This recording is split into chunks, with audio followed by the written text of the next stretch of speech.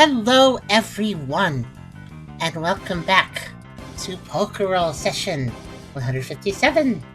We had 156 just last week, but we're doing another episode for you in just a week after that because we're going to have another big break because of Christmas stuff after this. So next episode won't be until January 7th, we believe. So we are doing a double back episode since we had the time for the off week to give you guys a little bit more enjoyment of Pokerole before we have to take another little hiatus, but I hope you guys enjoy it. Plus, we were in the middle of a very big fight, which took up the last of the sessions, and we're going to continue and probably conclude it today. I guess we'll see.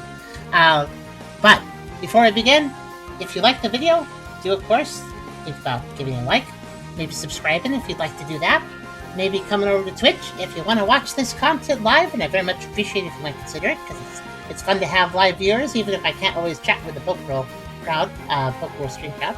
All the same, thank you for coming by, guys. Or you can always lurk as well if you want to do that. We also have a pretty cool Discord server if you want to check that out, and we have a link to our Pokerole Discord server. Off of that, you can check out as well. We have a coffee link if you want to help us directly monetize the content, and I do appreciate that as well quite a bit. It does help us out immensely. Every little bit helps. So if you want to support, please consider it. We also have a merch store as well where you can buy some cool stuff. And, of course, I also should mention our Mirahis Wiki for our Poke Pioneers game, official wiki for our game. We can check out recaps, character bios, and more. All the links are in the description, and you can check them out anytime. But yes, hello, everybody. Hello, VC people. How's everybody doing on the VC? Doing well. Pretty good. Super duper. Everybody getting their Christmas plans together. Ours is basically just a week of having us there around. I'm going away. Hopefully a nice I'm trip. not sure yet, but I'm sure it will be great. Good. I hope so. I hope for you, Tubby. But I don't have much else to say. I'm just kind of...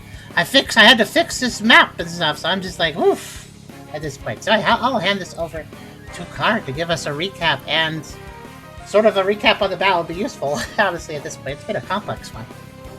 Well, thankfully, Ennio included some details involving the combat. Thank you. Nothing nitty-gritty, but as always, Ennio is amazing. I also happen to know that Green Party, who is in the chat, has also been helping with the wiki, so thank you very much for that. Thanks, Green. I will say, for a starting song, we can do Dungeons 2 number 15, because we don't need battle music for a recap. You may wish to lower the volume. Oh, okay, I actually put on the battle music. Alright, let's see. Which one? Dungeons 2 number 15. Okay, yeah, good for a recap. Good point. Boop. Wait, that's not the right one. We can do that. battle music after. Yeah. In any case, last time was session 156, Half-Cliff Harassment. The next day, the party awakens one by one and prepare to advance into the settlement. Witnessing the settlement in the light of day, everyone can more easily see the many crystals growing out of even the architecture itself. In particular, they even see a castle within this distant settlement that has been especially overrun by the strange stones. With a final nod and warning to each other regarding what may lie ahead, Team Cheer advances towards their target. On the way, they pass by more attempts at checkpoints between them and the settlement, decorated with yet more crystals, either attached to more bodies, or seemingly having overtaken their host entirely. Noticing that Ralph seems strangely on edge compared to usual, Deadeye discreetly approaches and offers them a flask of alcohol to help them calm their nerves. Ralph happily accepts and chugs down the canister of watered-down booze, helping him to calm down for what may lie ahead. En route to the castle, the party passes through the devastated remnants of a small town which had once been repurposed into another barricade. As they search through the town for any potential clues, Brooke is able to find what was left of a sign that seemingly bore the name of the town, Half-Cliff. During his search, Brooke decides to use his spectral lamp, and its ghostly glow reveals a trail which he immediately alerts the team about. As he does, Ryder identifies a few sets of footprints, indicating that someone may have been wandering around the town before the party arrived.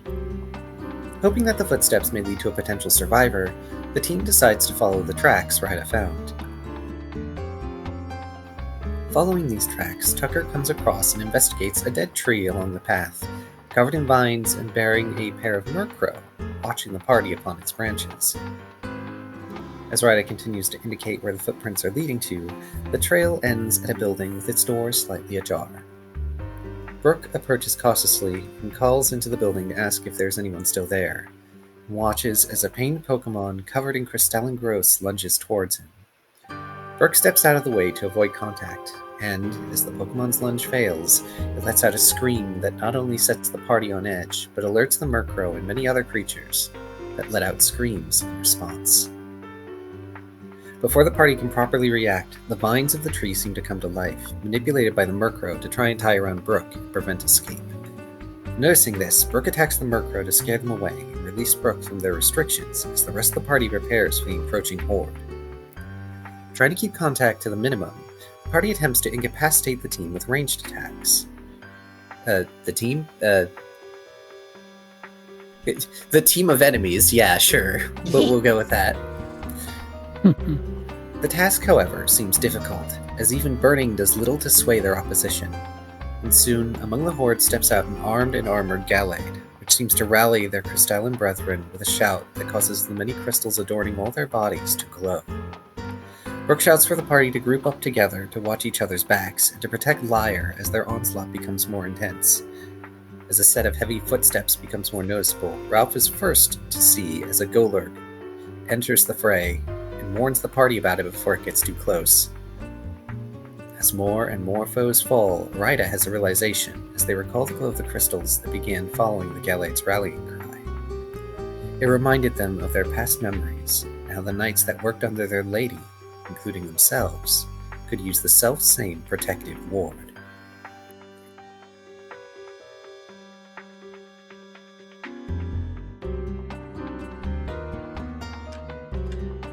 Okay, my brain might be just doing it silly, but I think you said that Brooke attacks the workhorse survey. I think it was actually Tucker that did. Attack the what? Tucker's attack was mislabeled as Brooke's attack in that recap. I think, unless I misheard it. At what point? Noticing this, Tucker attacks the workhorse to scare them away and release Brooke for their restrictions. Yeah? I think you said Brooke. Or my Did I beard say- is actually completely broken today. I can't tell which. Did I accidentally say Brooke twice? I think you did said mean to Brooke say twice, Tucker. but I could be crazy. I'm not sure. I would have meant to say Tucker. It's just a small correction in case I was correct. And if I wasn't, disregard.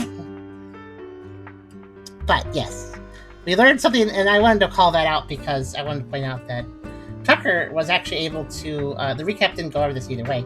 Tucker was able to kind of hijack the energy the Murkrows were channeling with those vines too, which is a notable detail, honestly. Clarification, yes, you did technically hijack it, but the way your move worked, it used it as fuel. Fuel. Yes. Which I guess that because is it's the reason, just because it's a vine, I suppose. That is the reason the fire spread so quickly, otherwise it would have taken a couple turns for it to actually release Brooke. Ah. Was it effectively just because it was flammable, though? Not only are the vines flammable, but you hijacked the dark energy and used it to fuel your own move, which made it burn hotter and faster. That's right, okay. It wasn't a manipulation, it was, oh, I'm just going to use your energy for my move. Hell yeah. But yes, I believe I explained it at the end of last session. All of the knights that you are going to encounter, because this is not going to be the only one, have the ability to project this ward, which reduces all incoming damage by 1 and can negate Blink. Right, because the knight used that on his entire team, I guess you could say. Yes, it affects all other crystalline allies, so I wonder what the range of it was, because it hit everyone on the battlefield, which is quite a distance, actually. It is a battlefield-wide move. It is considered a field move. That makes it pretty dangerous. Yet, there are some moves that are field-wide, and that is one of them. Oh no, it's vacuum cutting in the game. Oh no. Yeah, the room-wide moves are always the dangerous ones in PMD games. Not including you, Ryda.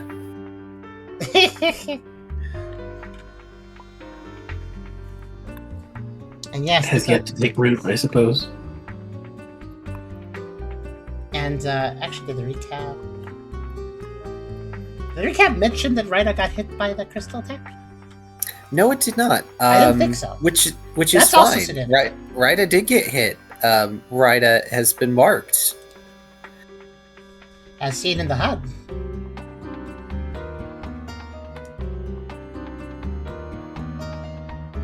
But we may return to using Battle 1, number 33, for anyone who wants battle music. Okay. Yeah, Ryda got hit by a crystal attack. That was like one of the last battle actions, right? That happened. No, they got hit earlier. Oh, okay.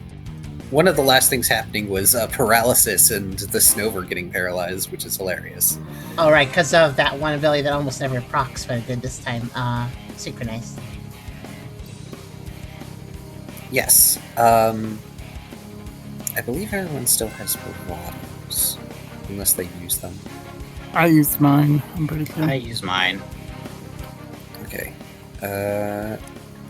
I do believe that means that Brooke and Tucker still have theirs then. And I definitely have mine. I believe we ended off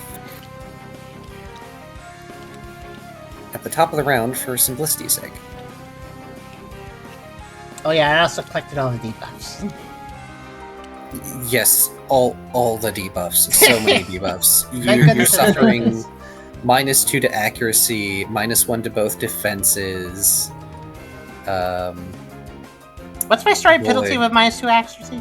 Is it just -2 or is it more than that? For accuracy, yeah, it's just -2. Okay. So any accuracy roll you make is currently at -2. until Alright, that can occur. yeah. Starts me at a disadvantage. Could be worse. It could be better too. Yeah, Because I mean- -2 accuracy means that you very quickly run out of dice. Yeah, I didn't get hit by a crystal though. Yet. In fact, Yeah. I'm right as rain when it comes to HP. Ryda's looking a little rough at 3-7 and crystal. Don't worry about it. My HP is a resource, one I intend to min-max until I'm dead. Which, to be fair, you could also say about Brooke's health going lower being a resource. 8 of 12 for Brooke. Yep. So, 1/3 down, and Ralph has not been hit. Get more and more dangerous as I go. Yep, and it Until I also- fall. Yep, which means all your water moves, including your melds, get +4 damage right now. Heck yeah. Yes. Alright. To remind you of the general situation, Tucker, you ran over to protect Liar. Ralph also happened to move in this direction. There is an infected villager, a Mankey, that is currently just hankering after Ralph. There is this huge Golurk that is thundering in your direction, and Liar was recently attacked by an infected Drober that dove back into the ground and is currently hiding there for the moment. Liar gave the Drillbur a good hoof. Yes, indeed. I actually gave you Liar's stat sheet so you You could did. see what they can do, and if you actually wanted to play them on the NPC turn. Oh, really? That'll be... Neat. I mean, that's up to you. If somebody wants to play Liar, that's fine. I am going to reserve Deadeye's actions for myself because they're ludicrous. Speaking of Deadeye, they recently used vines from the other tree to grapnel their way up to the roof where Brooke is, and let you all know that none of his electric attacks are working, which was my in-character way of telling you all, hey, they're all ground type. You don't have to worry about a dozen different typing problems. Mhm. Okay, there we go. Right.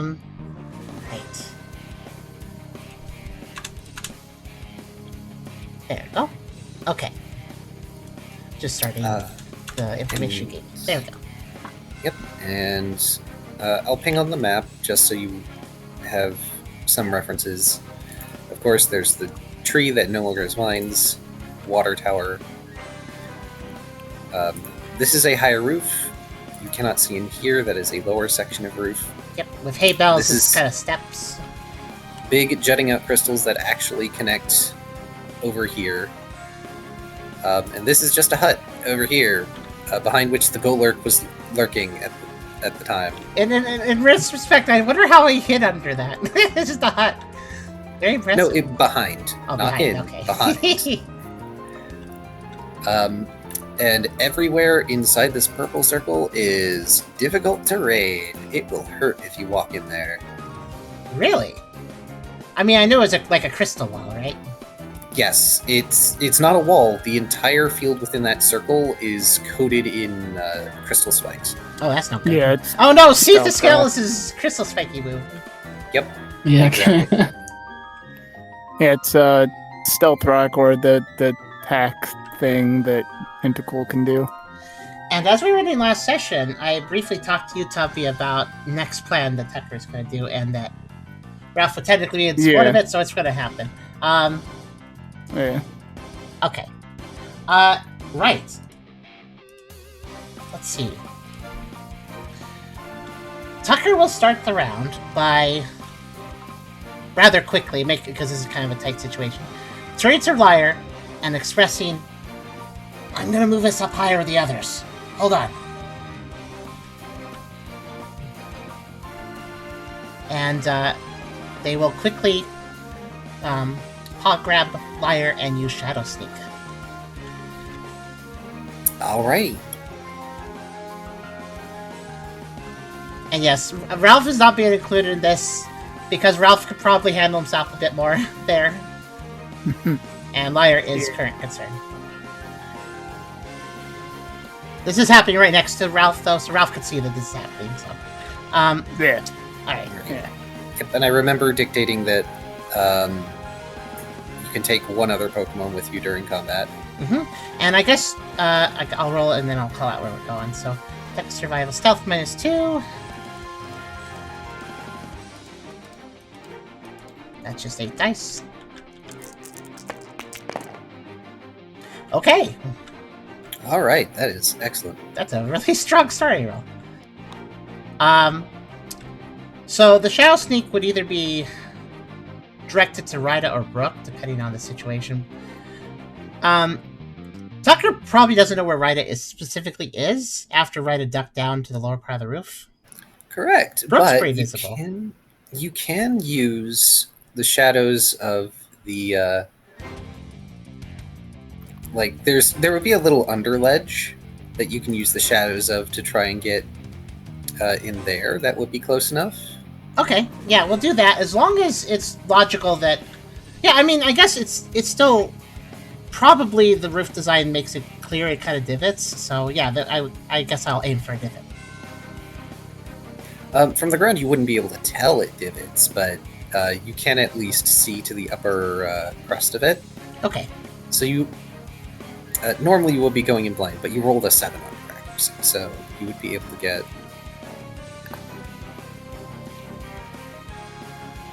here because they would be on the same side of you that makes sense.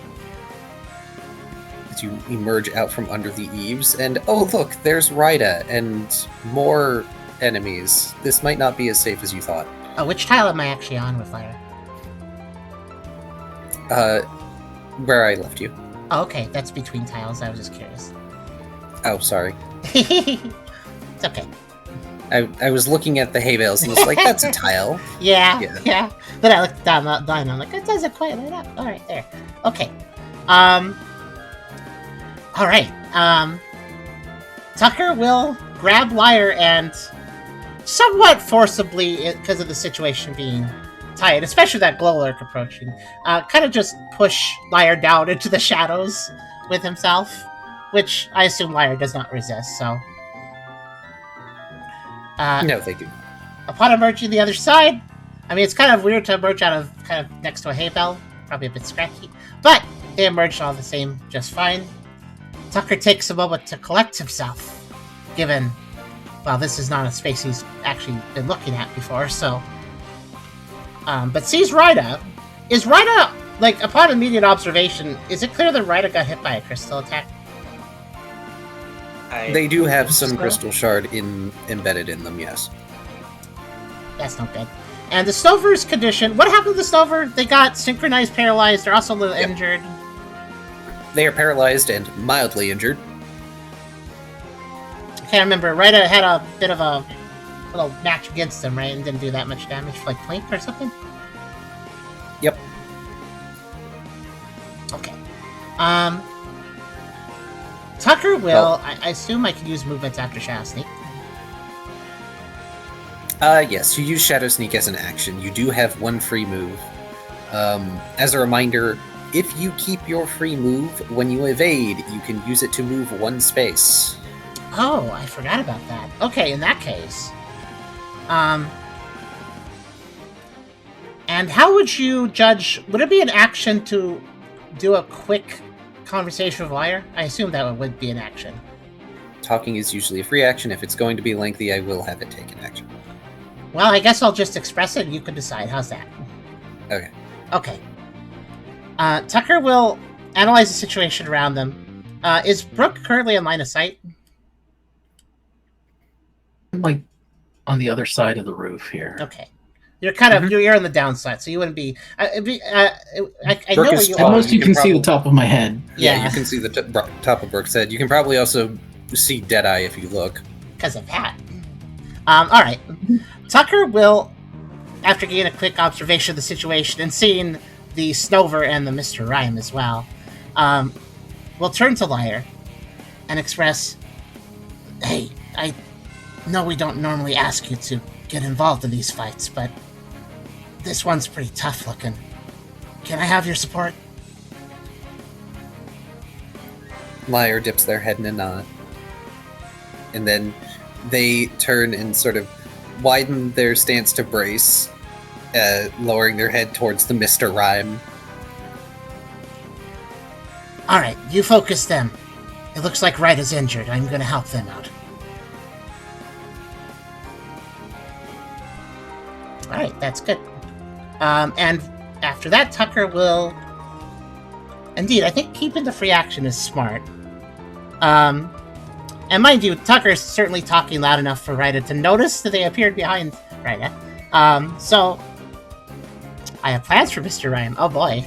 Well, you could work with Lyre on that one. You're also crystallized, so be careful. Okay. Tucker will use...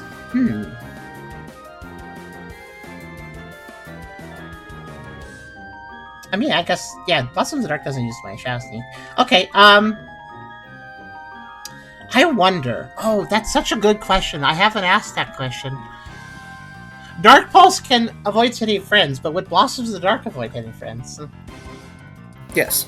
It would? Okay. Alright, then there's no reason to worry about this. It is built using Dark Pulse. It also maintains the avoids hitting friends property that you've figured out. Okay. Regardless of if Tucker figured out the type changes that these infected Pokemon have gone under or not, regardless, Blossoms of the Dark will now be used. Just a Dracone-directed, basically will wash over Ryda as well, but aiming at the Snover. What's the range of my cone again? You can... Let's see. Like a 45-degree cone that just kind of extends outward, usually. As long as it's line of sight. That's how we've been doing Shatter Shot. I wondered if the Mr. Rhyme's in range. That's all I was wondering. Oh yeah, the Mr. Rhyme is definitely in range. Unfortunately, because of the crystal, the Sandshrew would not be in range. And also, they're kind of on a different part of the roof. It'll probably get blocked. Well, yeah, that's the reason, because the crystal growth is much higher. Yeah. Okay. The code will be aimed. I guess effectively what Tucker will be doing, if it's not too cheesy doodle, is kind of going here and kind of aiming. What's the button for the ruler? I forgot. Whatever. I remembered it last time. There was a shortcut. It's the line tool. It's the line tool, but there's like a shortcut key. I forgot what it was. Oh well. Anyways, basically just kind of coding like this between the allies. They will probably hit them, but just so the flame gets forward. Yeah, but it won't hurt your friends. Yeah. But I still block it physically. Actually, no, it probably just passes through them with Dark Pulse involved. Alright, let's see. There's going to be a minus... Oh boy. 6, a total of -8. A -8, yes. 8. A -8. So let's see if we can even pull this off. But it's worth a shot. Beauty Contest Alert. Okay, -8. 5. 9. And 10. So that's 2 dice. Okay. You have faith? Let's see. I hope they both hit. Well, it's 1 hit. I'm gonna probably will that if needed. Inspired by Brooke. He willed like 3 points last time. You do have a bravado, which means you can add 2 dice to this. Oh, I'm totally doing that. Bravado, I'm gonna use it. Absolutely. Alright. I think that's the only way Oh, this come is on! Lucky chant, Aw. at least. Yeah, Unfortunate. That is unfortunate. So I'll tell you right now, it is highly unlikely, but...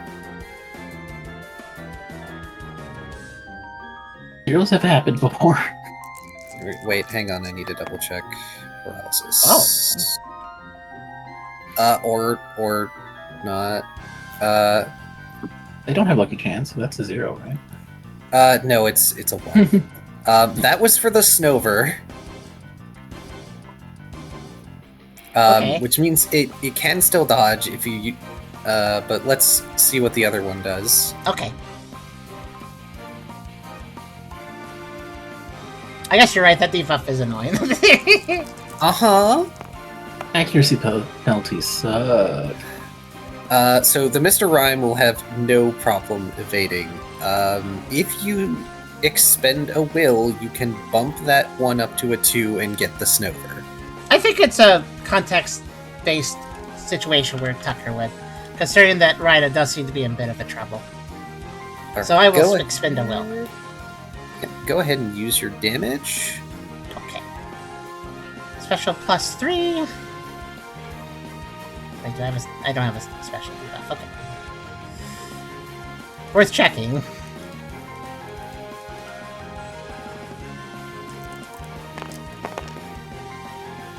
Oh, come on. Lucky chat, at least.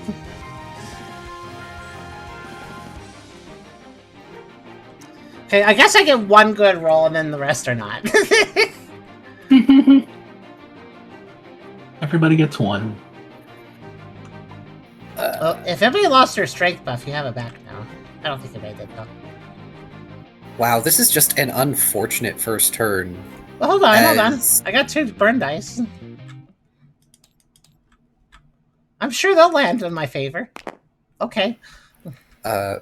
Well, as I was going to mention, the strength +1, of course, but everybody already has that. Mm-hmm.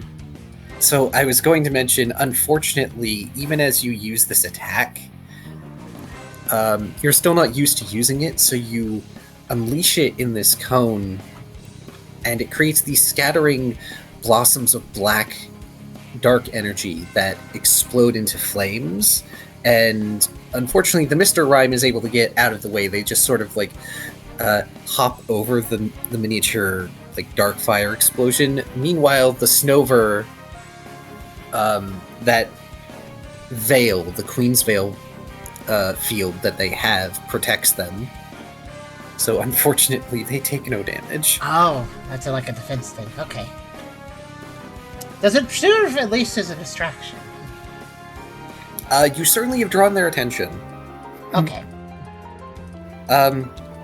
Also, the line of hay Yeah, I was wondering about that. It is lit on fire. Yay. Is that fire on the hay dangerous to allies? Probably. We'll have to see. I guess. Don't stand in the fire. Hopefully not the one Lyra's standing on, or the section Lyra's standing on.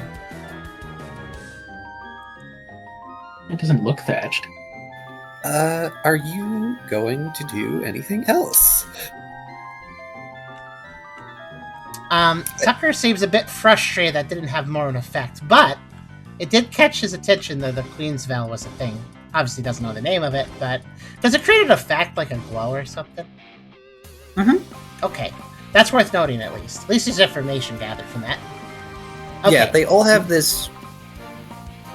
Like, their crystals glowed when it took effect, but after that dimmed, they just have this pale blue field that occasionally flickers over their forms, which is why Ryda is able to recognize it, because Ryda recognizes that effect.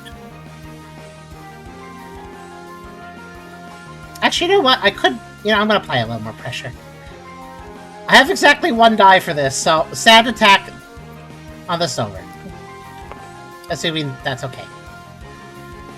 Well, okay, well. Damn it, I wanted to at least make them waste rolls. Unfortunate. Dang.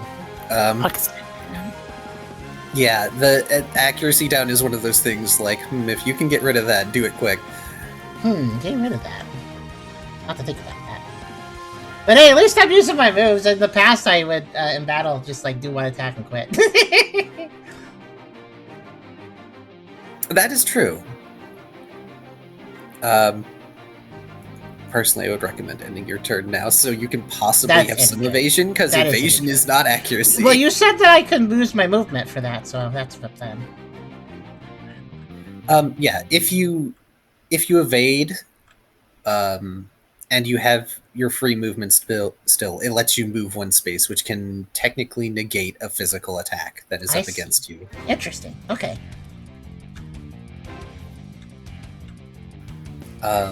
But if Tucker is done, that would make it Ryda's turn. Hey, Ryda, how you enjoying that paralysis? 'Tis but a flesh wound. Alright. Remember, you move at half speed, which I believe is a minimum of 2.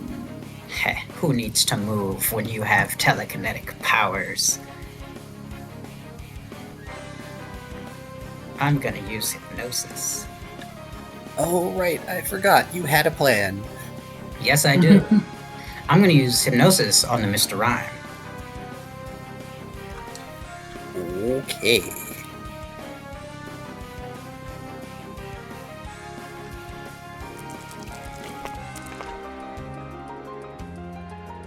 It succeeds. It does. Can the Mr. Rhyme avoid? I just realized that hypnosis was one of those they can't avoid. Because no damage.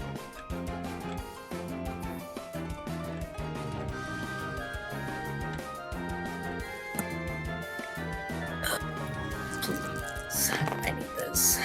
I really do. Aww. Why? All 6s too. All those 6s too. Oh wait, technically I have a 3, so if I will it, it can succeed. Yes, that would be correct. Alright, I'm gonna will this. I need this. Yes. You know what? I need to synchronize to your paralyzation. That would actually benefit me greatly. Well, then Mr. Rhyme has slept. Wait, maybe I could do that. Now that that guy slept, I am going to then do a whack against the guy right in front of me using a physical psychic, channeling it through my scythe. So you succeeded to hypnotize him? Good. Yes. Yes. So it does work on these guys. Dex fight channel, 2 penalty, -2 dex. Jesus. So yeah, Crash, it is a good idea. I just don't know how to do it, right? I guess using cheaper, quote-unquote, attacks might be better for that.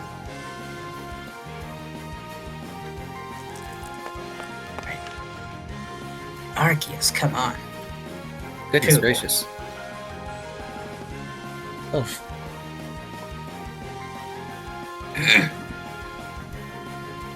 Look at it this way, you're making it harder for them to attack later. Whatever. I kind of expected this guy to Um, dodge. Buffs and debuffs are not status conditions, I am sorry. Unfortunately. I have a wild idea, though, maybe for next time. Paralysis won't count because you can't be paralyzed. But can I not? I ruled in the past, I remember this, they can be paralyzed, they're just not affected by it, they get the buff. Oh, prevents the effects. Okay, that makes Yeah, sense. if that's why I said literally that I would love to get Ryda's paralyzation on to Tucker, because that Oh, would yeah, only be a take bit of it. But Please.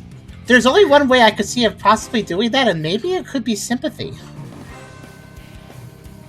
I think- But I don't know if that could take a physiological effect.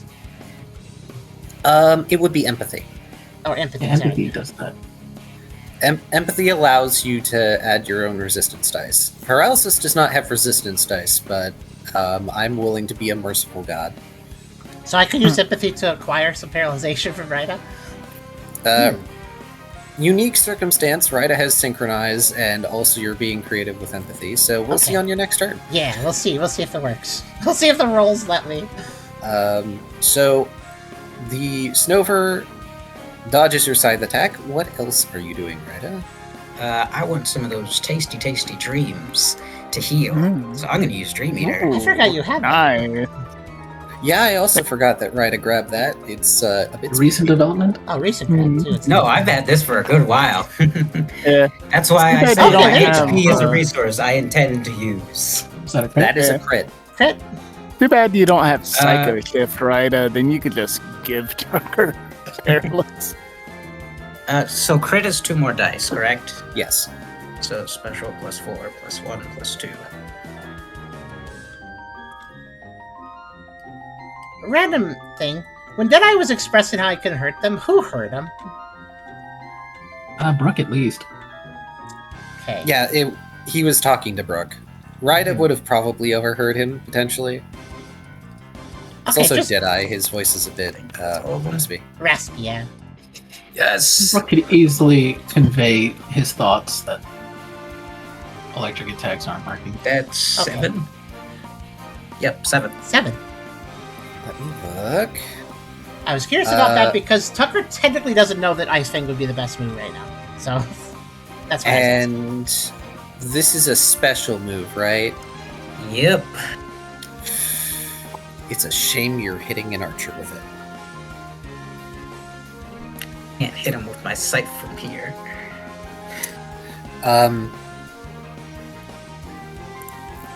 You heal for 1. God damn it. Did it only have 1 HP? No, it only did 1. Oh wow, that's a lot. Oh, Well, it's put you out of complete They critical. have 6 special Come defense. on, man. They are literally distance attackers. Of course they would have 6 special defense. It's the combat triangle. Range Fine. has high defense against magic. It's fine. We pivot. That's I all. will say, however, that you just bypassed the Queen's Veil. All that damage wasted on this. Yeah, I know, I'm sorry, but it is still asleep. Yeah.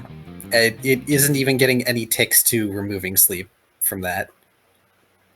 But hey, I got health back. Did it again! I'm definitely going to be leeching off that thing as long as I can. Okay. I would assume that they would have your turn, basically. Liar's at the very end Okay. with Deadeye. Alright. NPCs are at the bottom. Yep. These Okay, guys thank you are very much. bad. I hope I'm not interrupting too much. Battles are tricky for me. It's okay. I try to type whenever someone else is talking. I'll start doing that more. Do you want to do anything else, Ryda? I'm looking. I think I should play it safe and not do anything else, but part of me is like, greed. You do have a crossbowless archer in front of you. I do. But he also is very good at evade. Actually, Mr. Rhyme's asleep. This guy is very good at evading. So if I can knock down some of his actions, maybe someone else can blow him up. So I'm gonna go for another swing of my scythe, but this time using a physical confusion. All right. X-Fight channel -6. Technically a -8 if we're counting the Yeah, dex I know. negative. Let's see. 6. So I got 2 dice. We'll see. It's fine. Okay, you did Never it. punished. Good work. It just works.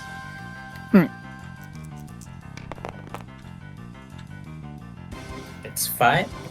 It's fine. This archer is quite evasive for being a crystal infected tree that is also paralyzed.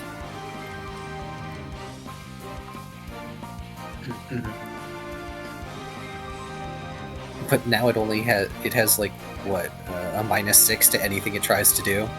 Exactly. I don't need to beat it. I just need to make sure it can't hurt me. Okay. Yeah, I guess that'll be it. It's the knight's turn. Mhm. Let's see. No, we're not gonna do that yet. Not quite. How far can you move, sir? You can move a good distance.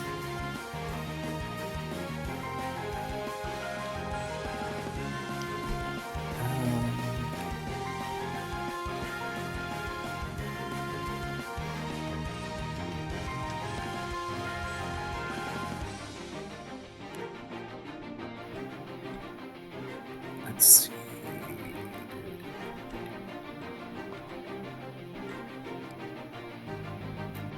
Oh, he actually has 0 ranged moves. That is unfortunate.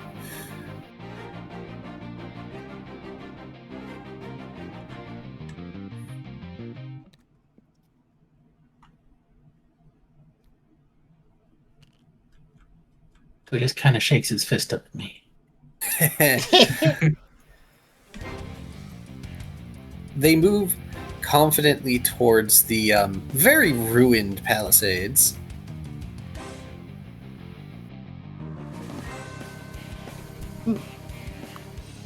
Let's see.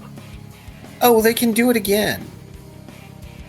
They can shake their fist twice to show we're really upset. Trouble. Oh, that's a good roll. That's Alrighty. That's a big roll. A 10. Doing another field It terrain sure change. Yeah, I figured. Oh no, is he spreading it or resetting it? Might just be spreading.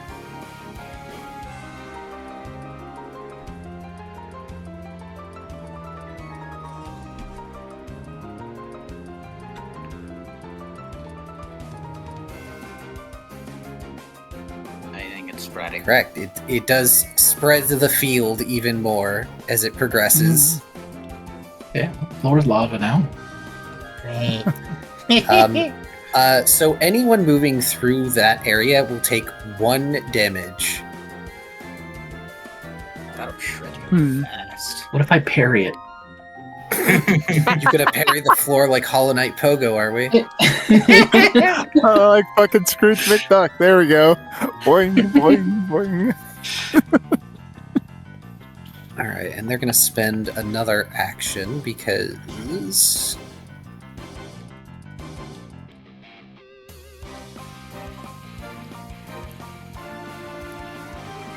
they're currently underneath the roof at the moment. They're looking up. And that's gonna be... it's gonna be their turn for now. Oh my god. They do not command the infected to take a free action this time. Yay. How generous. You should like stomp on that part of the roof and make the roof go down. Like- Alright. This guy was digging. Embouchure. Alright. Let's see if this will hit Ralph. Yeah, that's right. He was digging last turn when we stopped. That's a That looks crit. Digging. good. Oh, lucky Chan, no crits. Yep, no crits. Actually, as much as I gripe, thank you, Ryder, for making that not a concern for me. Yeah. And crits. Come up from the dirt. What a 5.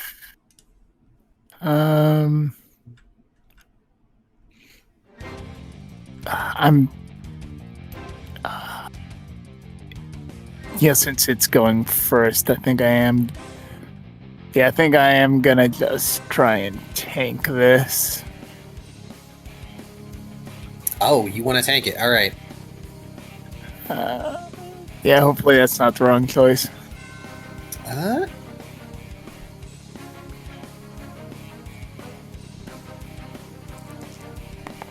Did that last turn. That is 4 physical ground damage. Again, a good roll for them. Yeah, that's a plank. That is a Physical. plank, at least. Yeah. It is not because I am down 1. We put the red dots so we remember. You're down 15 Oh, right. HP. That's right. Yeah, so it is 1. So it is 1 damage. Yep, 1 damage. 1 whole damage. Yeah, just like bink. So I stare down at this thing. As the infected driller just does this spiral up drill uppercut to your chin and it barely scrapes you. It may be realizing that you are a tall creature. Yeah, it's like cool anime style. I stay looking up for a few seconds and slowly turn my head down to show that it like got my chin a little dirty. All right. Well, Fucking Vegeta style. My favorite game at the carnival is whack-a-mole. Don't be too confident. I'm sure the Golor can come over and show how the drill bro should be uppercutting you. really? All right. Well, once again, it uses Dust Cloud in order to try and reduce your accuracy, Ralph. Alright, this is something I definitely don't want. Can't really clash a status move, so this I will try to dodge. Yeah, that is the one negative of a Clash build, is clashing status moves doesn't happen. Fucking Clash Lear with Lear. Just fucking staring contest. Alright, next flight, evade.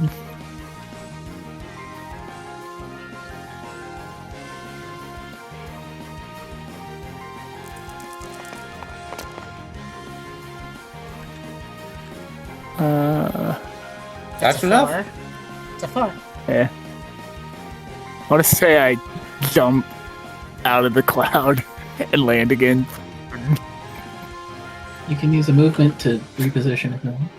It's true, you can use a movement to reposition. Hmm. I Watch the could, pocket sand. I could get over here where it's harder for Minky to get at me. It could be any adjacent space that is not occupied.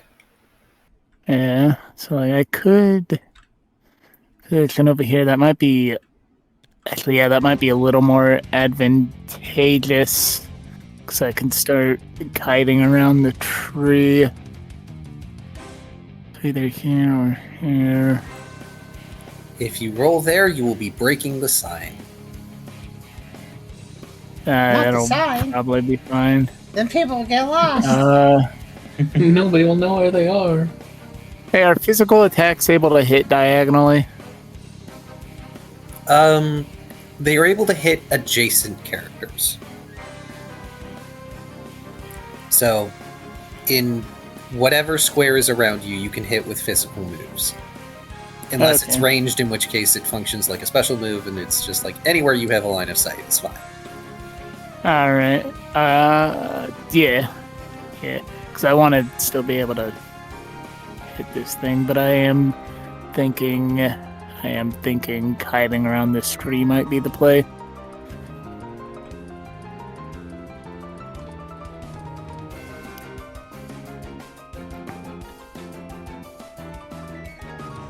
Alright, let's see. Well,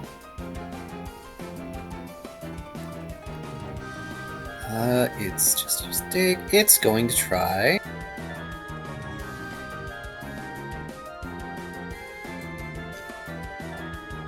It's going to pull out another crude bomb from its satchel and toss it at your face. Wow, it is rolling terribly.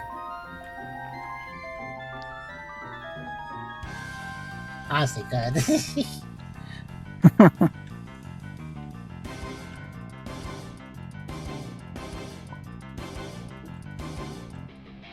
Boom. Oh, man. It'd be hilarious. What a hilarious idea. I don't think I'm going to try it, though. But you imagine I clash with Swallow and just hum.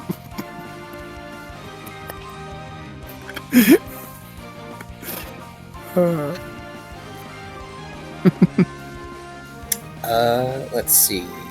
This is technically a status move. Alrighty, a bomb. Alrighty.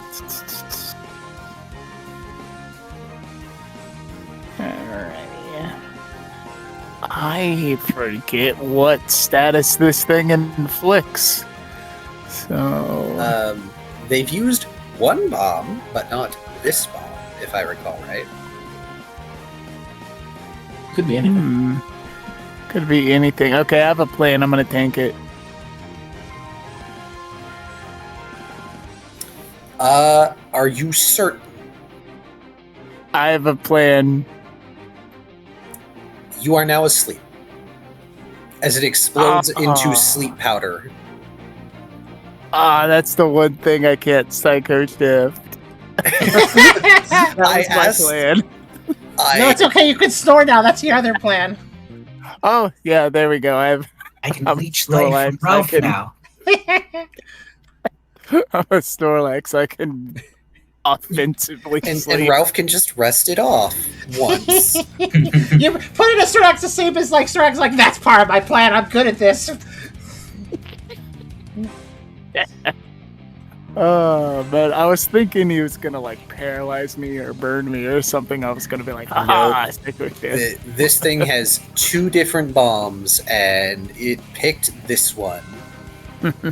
Oh, that is a terrible thing to happen to you, Ralph. That's probably not good with the Golem approaching him, though.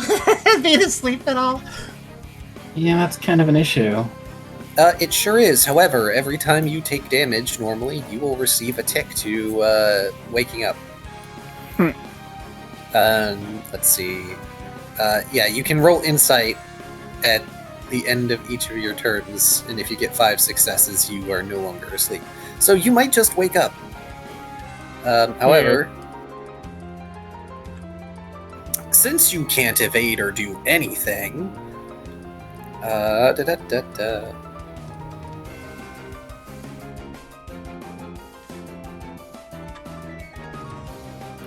it's going to slam you with its crystal-covered drill claws. You cannot evade, so... How much damage is it going to do? Terrible.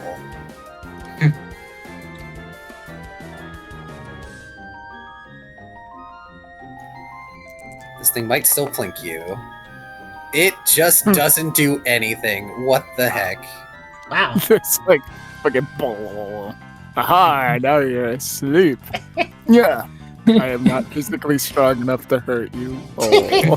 You don't get a tick toward waking up because it didn't hurt you. That actually is kind of bad for you. Yeah. Fine, it's going to chuck another bomb at you. What the heck are these rolls? Why is the Ambusher so bad? Why? I don't understand. Because after the initial attack, you're no longer an ambusher. You're just there. Yeah.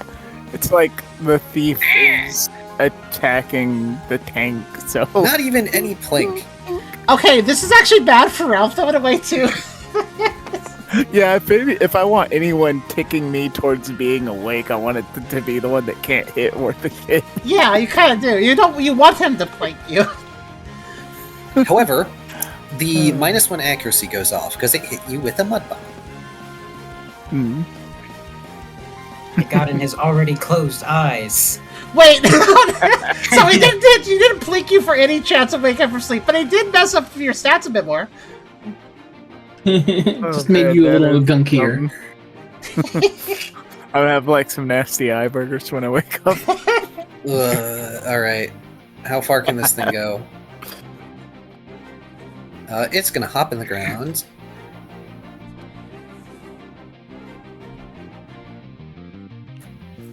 It is in the ground along that tunnel. I hide my shame.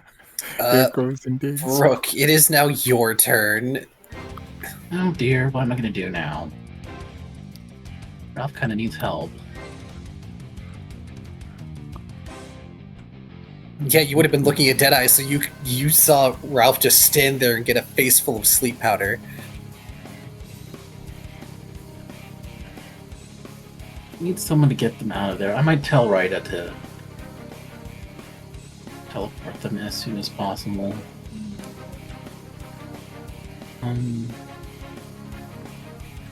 Since Warlord's Toil is its own move, I'm assuming I can only use one of Scales' attacks per turn? Correct.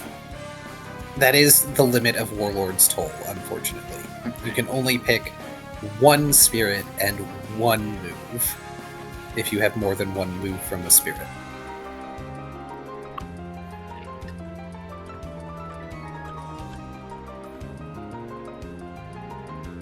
Can't move to Ralph.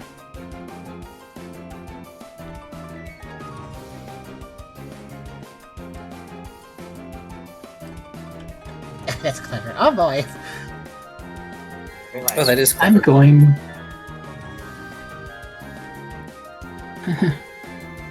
See, I'm going to start with a rain dance. Oh, there goes the fire. Is Rook aware of the? Yeah. Is Rook aware Rook of the is aware fire? of the dark fire, yes. Alright. Go ahead and rain dance. Sorry, I didn't know you were doing that, but yeah, I was planning on doing that because the thing was on fire. Dex contest to perform. Also, Deadeye is right next to me, so... Oh yeah, that would help. That. Aw, look at you, setting up Deadeye to use Thunder even though it's ineffective. Doesn't he also get, like, healing from it? Or is that different? He does. Yeah, saps it. Okay. So that's Also, it'll Alright. wet my coat. Solid 4. Yep. Your coat is now wet, and it begins to rain in the area of this ramshackle, beaten down town. Well, then... Let's see... Do I do that now? While I'm rain dancing, I'm going to use Warlord's Toil to perform a dragon dance. Thanks to Scales. Oh boy! Alright, yeah, go ahead and do that. How does That Dragon is Dance work in Dex this module? Fight. Can. 7... 3 minus 2, so... That would be 8.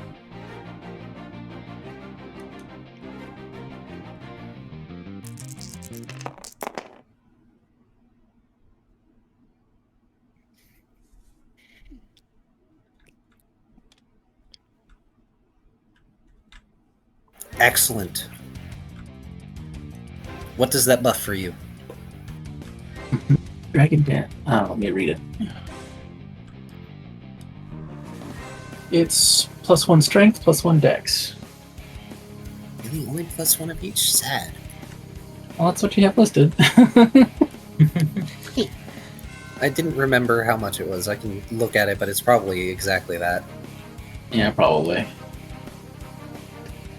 But hey, Yeah, that's it what I is. have planned. That's okay.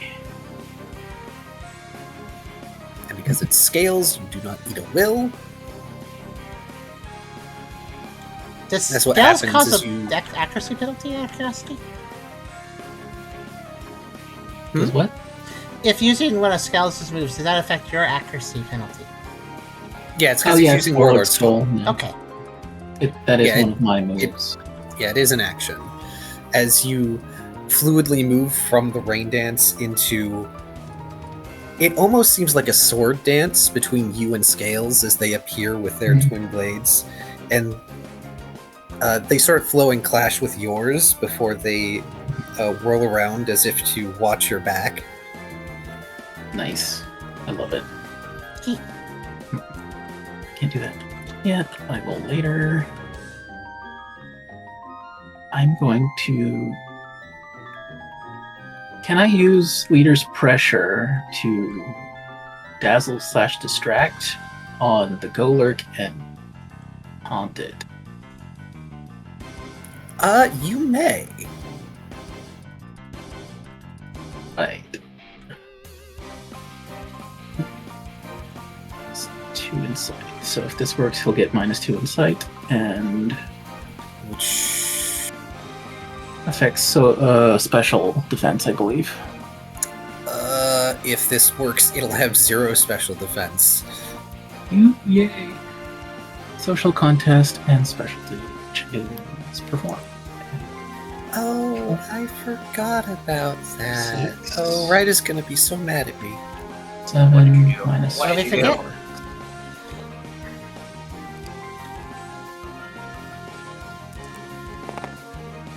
What have you done? It's a 2.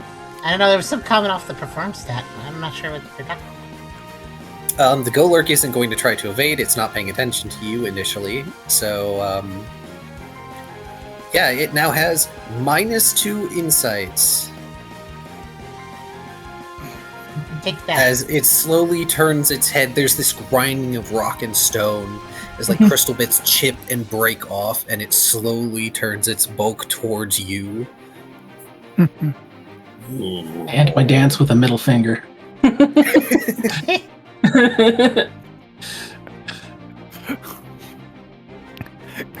I used to do that with Arcane Hand and D&D.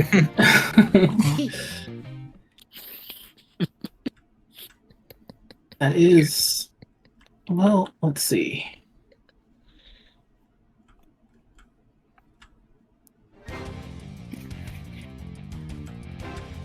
Yeah, I think that's all I can do right now. Okay. It's the archer's turn. I'm gonna assume Brooke barked out information about the ground champion then. Yeah. Yeah, that can be assumed. So we're gonna start with the tree. Go ahead, pitifully slap me without your bow. Is that burning still happening, or should we remove the titles again? You can remove the tiles. The burning stopped almost as soon as the rain started pattering down. Okay. The only thing this poor critter can do is attempt to slam you. 2 dice. Leave me alone. Ah! Man, shit. Hold on. With my evasion of 0, I will not evade. Okay. Uh, Well, the choice is made for you, I guess. Mm-hmm. Okay. Can it plink you? No. Apparently not. That is unfortunate. That's all that thing can do. Hey, so, I forgot about the ability that all of these things have. They don't have their normal abilities, as you might guess, because they don't have their normal typing. So, that Mr. Rhyme that you thought was gonna stay asleep... Oh, do they all have insomnia? It jerks and twitches and then raises its crossbow at you, Ryda. Damn. Cool. Oh. Great. Glad to hear it. Alrighty. Oh, that is actually a very dangerous position. Alrighty. Well, no gloves here.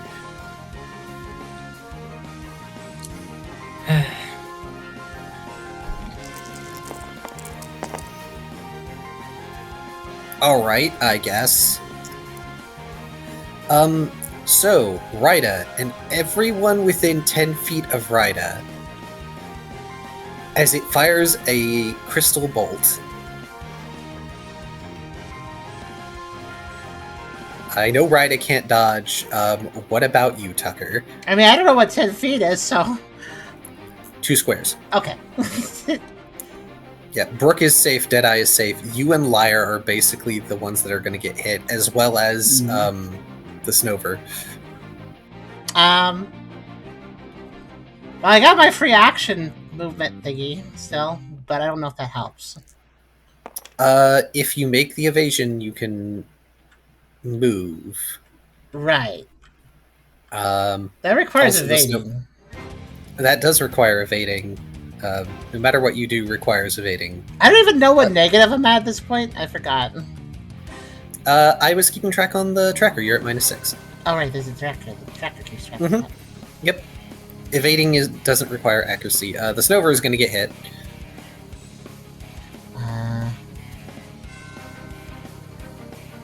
Alright, Dex benefit, that's what it is. Okay, let's see. That adds up to... I'm at 6? Actually, not as bad as I thought. It's mostly trying to attack that sucks for you at the moment. Wait, the tracker? Yeah, off to the right. Oh, I'm on a 3, though. Yeah, Oh. because each action penalty is -2. I always math it. I always figure it's supposed to be on the number it's actually at. Okay, never mind. Okay. It tracks how many actions you've done, not your penalty specifically. Right. Because once you get into... I guess I have 3 dice. What did they roll, a 2? They rolled a 2. Yeah, okay. The tips will be made. And I can roll a dodge for Lyre. Okay! Right. Hey. Lyre has itty-bitty stats. They do have kind of itty-bitty stats. I have plans for them, but... Oh no. Poor Lyre.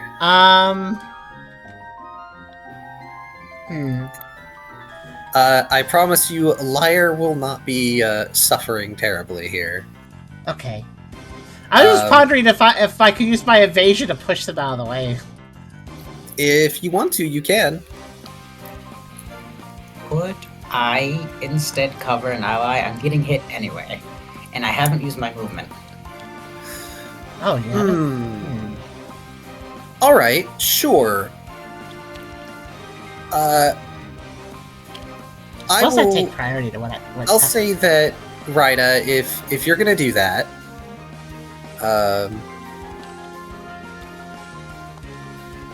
not that it's going to matter giving you another action penalty anyway.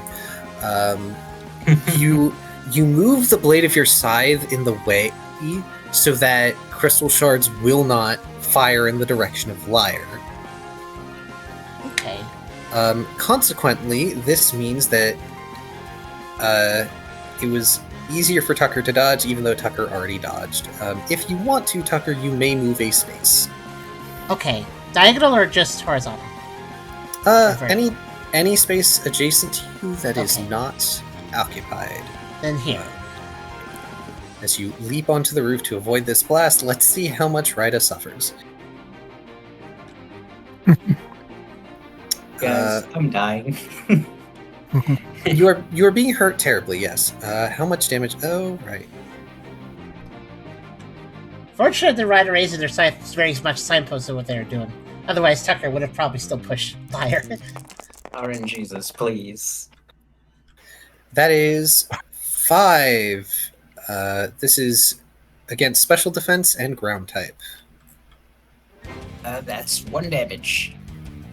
1 damage. Cool. Excellent. It's actually a bit lucky. We just hit each other back.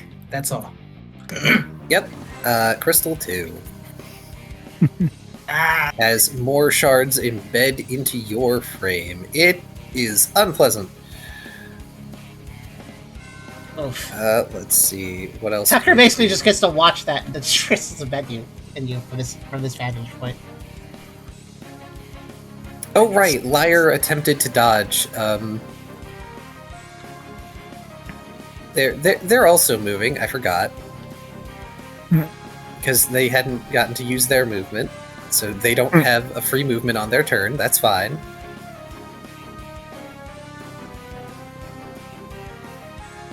Nor do I, but it doesn't really matter. I'm taking a snooze. Let's see. It's gonna try and hit Rida with another bolt. This one made of Why? ice. Single die. leave me alone. I will say, Rida, you do have a chance die.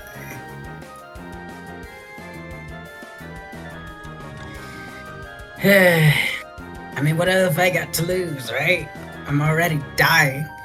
Well, this is partially because you're receiving like minor cover from the Snover. Sad. The dice are being mean today. They are. Will that into a success if you want to.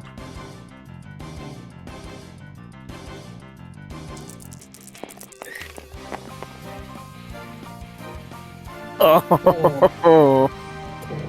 That is actually 7 ice damage Okay, well, against special.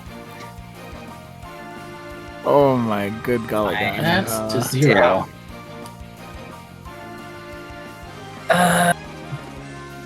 Well, damn it. All right.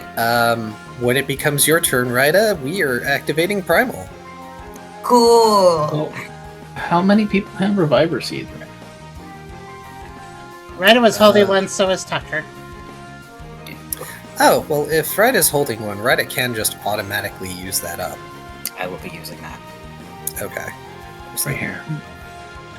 That is how they work in the game, so... Wasn't sure Alright. if that's actually how that works. You were at 1 HP. Sure, I'm glad I told everyone to buy one. Yeah, Yep. you, You Yeah, absolutely did. I have one as well. did I remove I- pills? I don't... No. I don't Oh no, think Rida, so. Liar would have moved. Liar was there. Yeah, Liar would have moved over there. Me making sure Liar doesn't die. What about me? You're a PC. You're fine. You're On the expendable. bright side, Rida, these attacks also seem to be hurting the Snover. No, I don't think they Okay. do. I don't think they do, guys. All right. It's the Sandshrews' turn. It's going to try and attack Brooke with a Blizzard Bolt to start. Chat's getting a little argumentative, I guess I'll say. Does the Reviver Seed cure paralyzation? It has -1 accuracy, remember? Oh shoot, you are correct. So that's technically only a 1. Wow, it is doing terribly.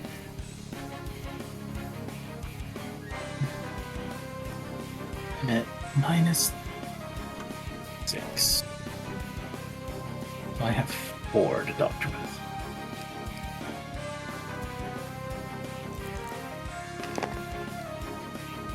That's a 0. No, it's not. It's a 1. No. So you manage to evade it. It deflects off of your sword, and the bolt flies to the ground where it bursts harmlessly. Oof. Yeah, that's how you do it, Rita. Thanks.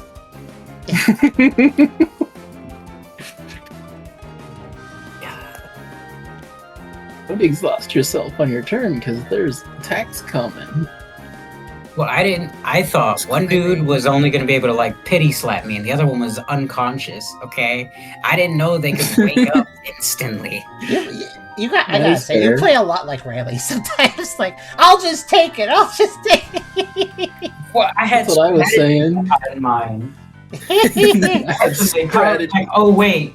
Actually. I mean, I agree. You had no idea that Calculated. Mr. Rhyme would wake up. That's definitely a good point. Oh, absolutely. I've been sitting quietly on this. So there's a very unfortunate thing about them being crystal thralls. A number of mental conditions just don't work on them. Would you like the list? Yeah, sure. Flinch, charm, sleep, and confusion do not work on these creatures. Okay, thanks. I don't know why I have a Razor Fang then. Jeez. Flinch is kind of my thing. Oh no. Yep, they are nasty. There is good in-lore reason why they don't work. It makes sense to me, considering everything I've observed. Yeah. Yeah, it is very unfortunate because it's not like they're actually undead. Yeah. Don't worry, not every enemy you're going to face is going to be immune to flinch or any of those conditions. It's just the thralls. Have a ball, it's a thrall. They've infected the whole mall. It is, however, going to utilize a crystal bolt from its crossbow, and it is going to fire at... Oh, it has a target-rich environment. Who is it going to fire at? Ah, great.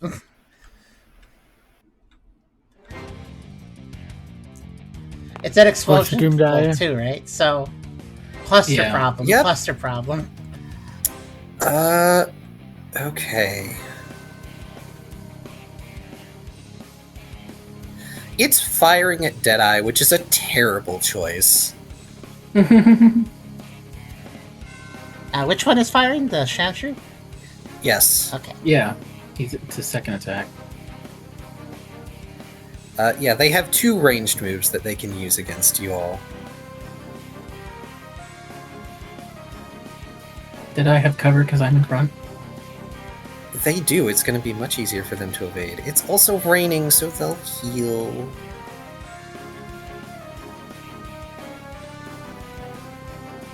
So, the Reviver Seed does not affect paralyzation, right?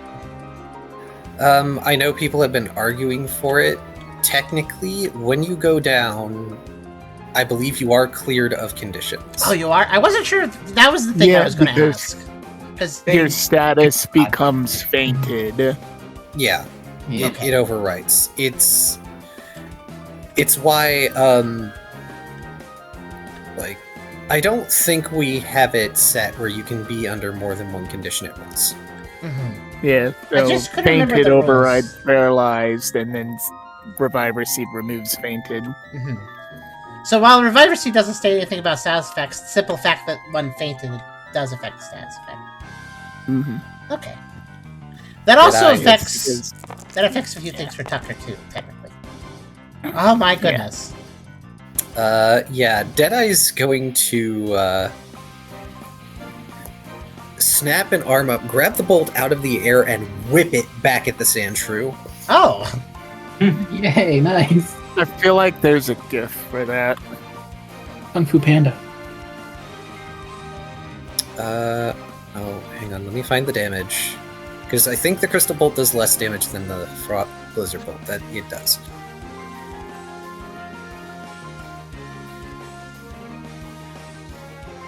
I assume the special crystal thing will stay, though. I think the special crystal thing is more than just a status effect, so...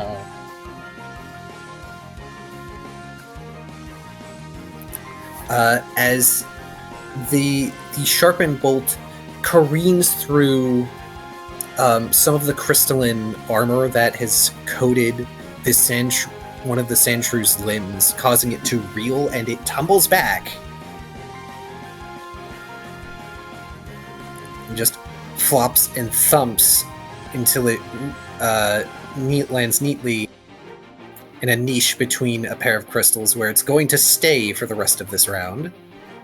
Oh no, Hydra. What happened? I don't know. You got disconnected. Oh. I believe that's all the archers, which makes it Ralph's turn. Ralph, instead of at the end of your turn, I'm going to have you start your turn making an insight check. Oh, no, he's not going to do that just yet. Have you saved the table? I already did that the moment I saw the first disconnect. I guess it's this bad Steam day, I suppose. Yeah. There it goes. Though we have seen before where this happens to, like, some people, but not everybody, so just let's see. Okay, Alright. Now we just refresh. Failed Waiting to for it to come back.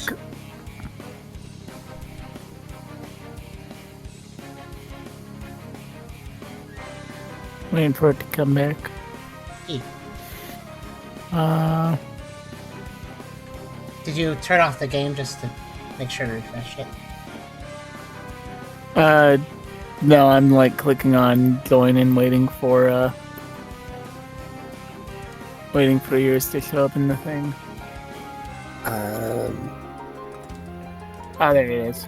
Alright, now I'm connecting. Okay.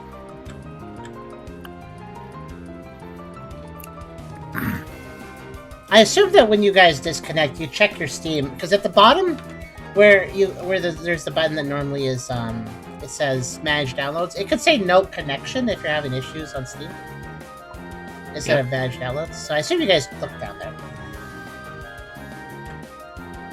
Alrighty. Loading complete. Back to first person mode. I don't know about you guys. I always play in first person mode. I don't know what that means, honestly, first person mode. I'm not sure what I play in. The camera. It makes you control the camera like Minecraft Flight. Alright.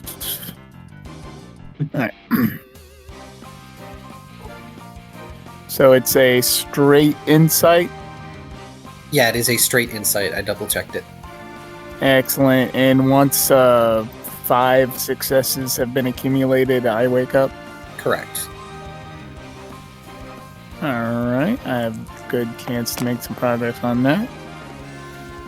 One more. That is one success. You need 4 more. Alrighty, let's ignore it, this guy, infected monkey. It is ranged, right? Pretty sure it is. Snore? I believe so. Yeah, it attacks it with is. special, which is odd because I'm pretty sure in the mainline games it's a physical move. That's funny because its accuracy is strength fight channel. Yeah. Alright, and I only dodged 1 time, so... Alright, so that's gonna be one hell of an accuracy roll. What'd you say again? It was sleep, flinch, and what was the other thing these guys are infected by? Charming confusion. Charming confusion. None of you Mental uses effects. charm. Yeah, it's mental effects. Aside from flinch, which technically could be physical, but Yeah. again, there's good reason why. Well, I mean, I guess after Alright, they've been stabbed with crystals for a while, they're kind of used to not being too affected by a bite. Well, it's more so what the crystals are doing to them than the stabbed by crystals. I'm just going to go ahead and say the Mankey is not going to be able to evade that. Good. Awesome. Fusaro da! This is our royal Canterlot voice. Alrighty. Leave it to Ralph to make video game references even while asleep.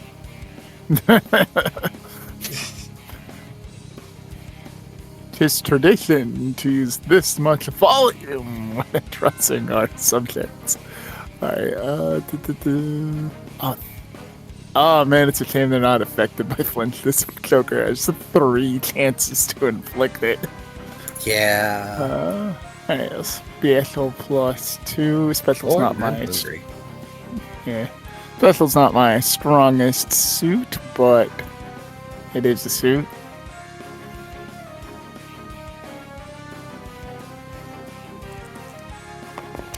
Ooh, actually, is 5 a crit? Yes. Sick. Oh, and... Let's stab would have been... I totally fucking forgot stab, that's my bad, but that's an accuracy thing anyway, so it don't matter.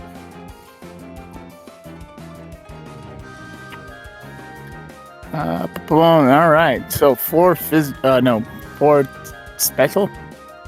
Yep. Yeah. And Yeah, because it's using special. the Mankey and tries to like cover their ears. Just honk you.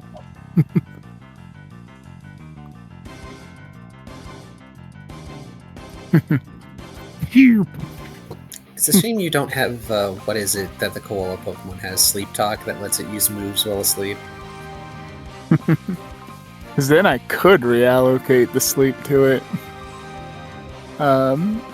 Pretty sure Sleep Talk is random though. Oh, maybe.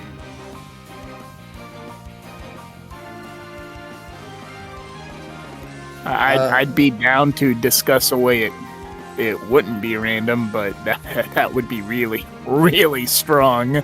Anywho, other than storing at this thing, I don't think I can do much else. I don't think I have any other...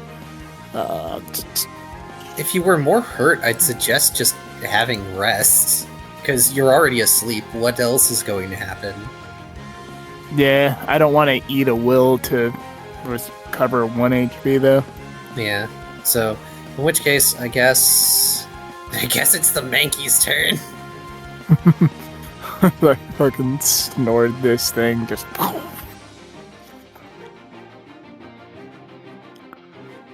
Goes around you.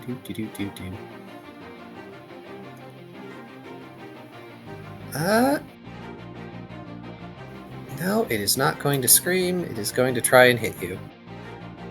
Alright. The only way it can. Well,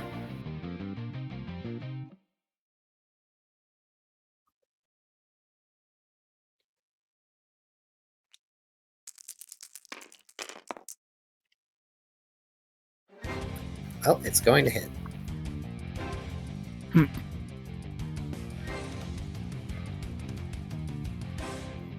Please do damage. 3 physical. Which I know is going to plink you. Even with your defense down. Gosh darn it! Boing. I'm too fat, they can't hurt me. 1 more damage. That's all I ask of you, you silly infested... Fine, the villager's turn is done. It's the Brute's turn. The Brute has been attracted by Brooke.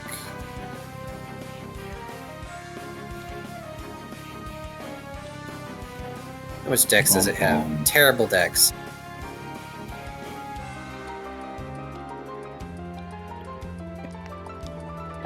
Winning the fight and I'm asleep.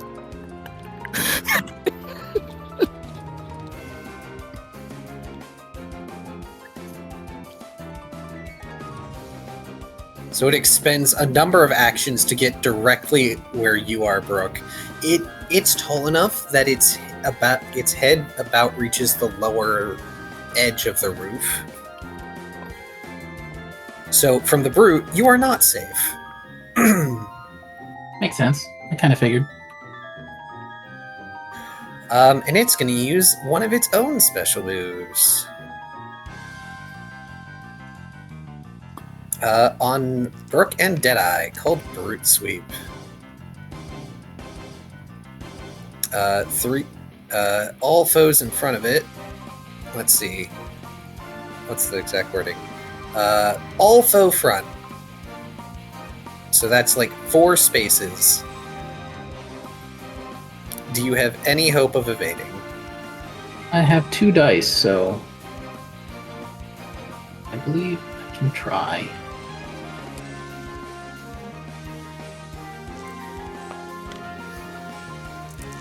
Nope.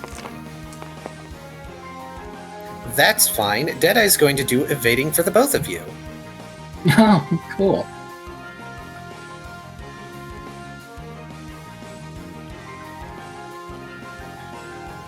As Deadeye springs into action and shoves Brook out of the way, and they are going to take damage.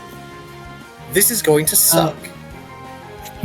Actually, it should be -1 accuracy because of my code, right? Or my sword, right? It should. Yeah, so is that only 1 then? So I can will it? You can will it, actually. Yes, I will do that. That's not going to stop Deadeye from doing what they do. Oh, okay. Well, maybe I So should you do. Because that's... You, do you still want to spend the will, knowing that Deadeye is going to keep doing this? Yeah, no, I'm not going to then. Okay. What's Deadeye currently doing? Deadeye leaps over the sweeping arm of the Golurk and shoves Brook out of the way by 2 spaces, but he is going to get caught at the end of it. Oh no. How tall is the Deadeye Golurk in relation to the roof again? It's standing just under the roof, but it's tall enough that it can reach. I see. So it's like reaching up. Like when you're at Walmart, you need to stay on the top shelf.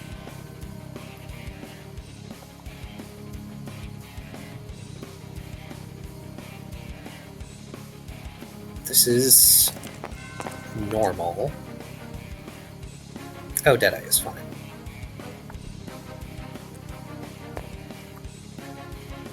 Deadeye doesn't even take damage, but they are currently grappled.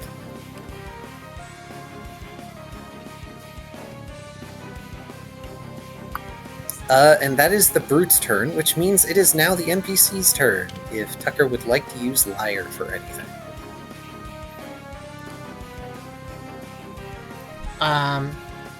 Yeah, let's see. So everything's changed since I last thought about his plans. Let's see.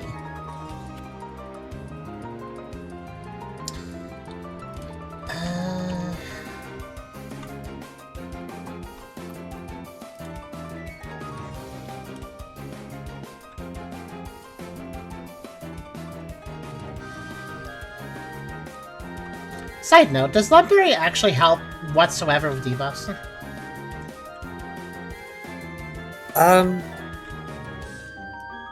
That aren't status effects?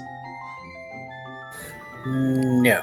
Didn't think But it so. will heal status ailments, so it could have cured Rida, it can technically cure Ralph. Alright. Just double checking.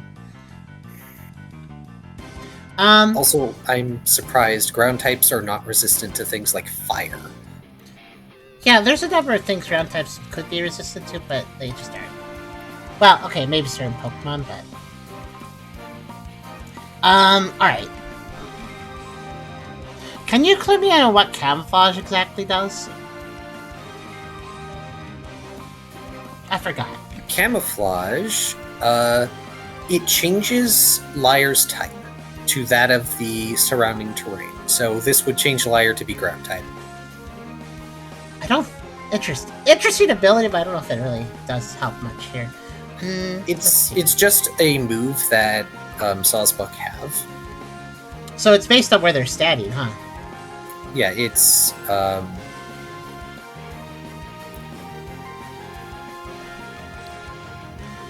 Alright, I blanked. Sorry. It's Continue. Okay. No, it's alright. It was just a casual question.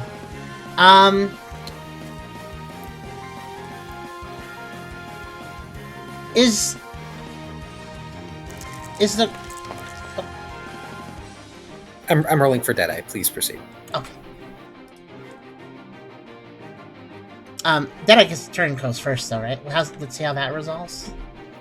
The NPCs do all their stuff at the same time, and Deadeye is just doing stuff to the brute. Okay. Nice. Is it possible for Liar to hit the Golurk with a Mega Horn? Liar only has 1 accuracy die to hit anything with Mega Horn. Because Mega Horn has a stupid accuracy penalty, but right, it does. They can. They sure can. The Golurk's not really focusing on Liar, so this would be a good opportunity for it if a part of it is hittable with it reaching up like it's been doing. Okay. Let's see if Liar can pull off a 1 accuracy roll. Alrighty. Feel free to roll. Okay. I guess I'll use your... Oh, okay. Oh, sorry. Dang. Okay, go on. Okay, I'll use yours since technically it's not my character. Okay. That is a success. The Golurk is not dodging. Yeah, I figured that... And also, since Tucker's right there, this is probably being, like, relayed, like, this is the time to do something like this. So, the Golurk being distracted with Deadeye, obviously, with Deadeye currently rolling as we decide this stuff. Yeah, not dodging. Alright, and let's make a horn. How do we roll Mega Horn? It'll be 9 damage because Liar currently has a strength buff from you. Okay. And it's going to be super effective, so it's +1 damage. It is? Yeah, grass is super effective against ground. Oh, I thought Mega Horn was a bug move. Is it? I mean, we could say it is for this turn. Why not? But no, it's actually it's a bug move, actually. Yeah, it's meant to be associated with, like, horned beetles. Alright, well, alright. Darn it. Well, it's still 9. Sad. Sorry to be less oh, what the heck? One of the dice disappeared on me. That was weird. Let's try that again. I think it's 9. Yeah, I think that'll be Plink. Plink! No! It's just a hit,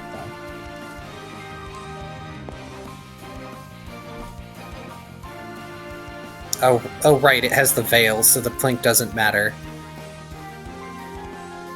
That is unfortunate, because Liar is so confident and puts everything they have into, like, their horns glow this nice verdant green, and they try and headbutt the arm that's currently gripping Deadeye, and there's just this metallic clang as they bounce off. It was a good effort, though. Valiant effort. Tucker still gives them a look of, like, good try. That dang bell. It's like Plink on top of Plink. It sure is. It's too late now, never mind. Hmm? I'm just saying that my bravado should have also affected the NPCs, right? It did. Deadeye has not used his. Liar... Technically, this means Liar has 2 dice that aren't necessarily affected by action penalties, so you could have Liar do something else.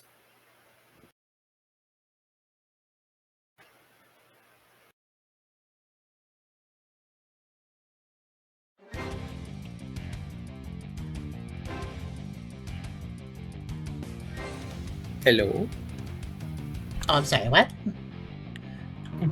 Liar was affected by Brooke's Bravado, so they technically have 2 dice that aren't affected by action penalties, so you can have them do something else. Oh. At a minus nothing? Well, at their current negative, there aren't many things they have dice for. How about... I mean, they can growl. Might I suggest aromatherapy? Would it do anything? Oh wait, it's a self cure. It's self plus allies. Burn, freeze, paralysis, poison, and sleep.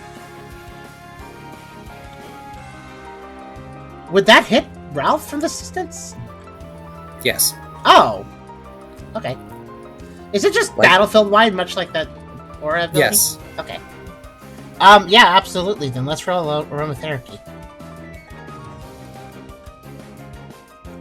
2? Yep, it'll be 2 dice. Okay.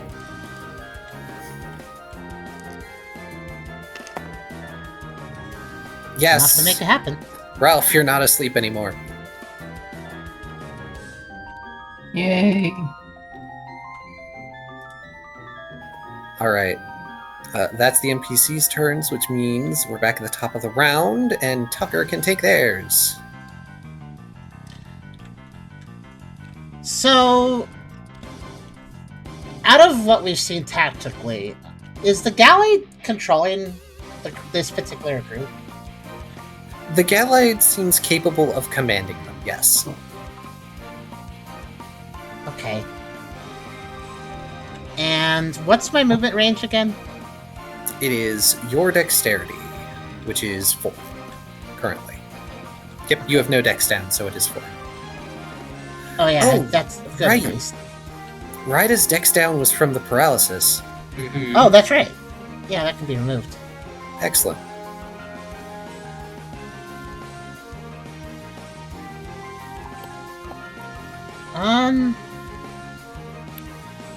So the edge of the north edge of the roof both counts as a tile on the ground and a tile on the roof. So theoretically speaking,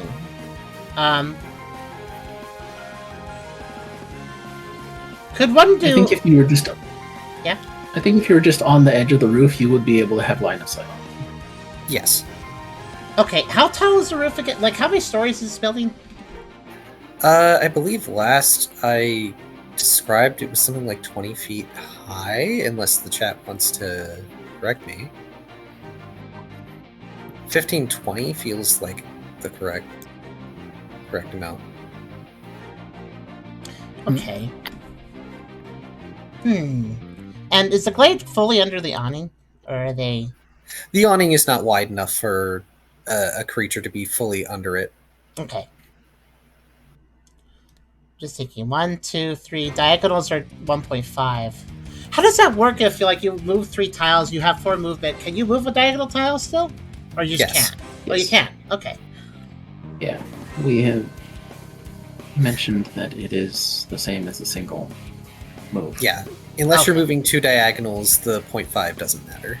If this movement was done, would I be forced to stay on the roof still, or could I actually go off the roof? Just again, half tile on, half tile off. You would be on the roof. Okay. You also don't want to Oh, be is it- going off the roof because of all the terrain down there. Well, there's a risky idea. Let's see. And if I recall, Glade's about human height, so they're nowhere near, poking up, so... Okay.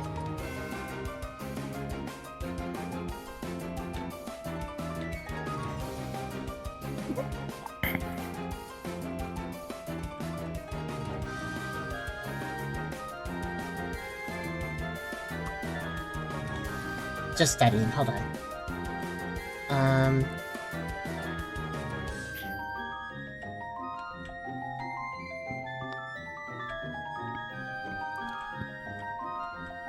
So they've casted a veil over everybody, and they also... Did they do a separate buff besides that, or was it just that one?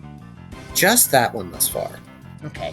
And that buff did what to everything? Because at this point we kind of can tell.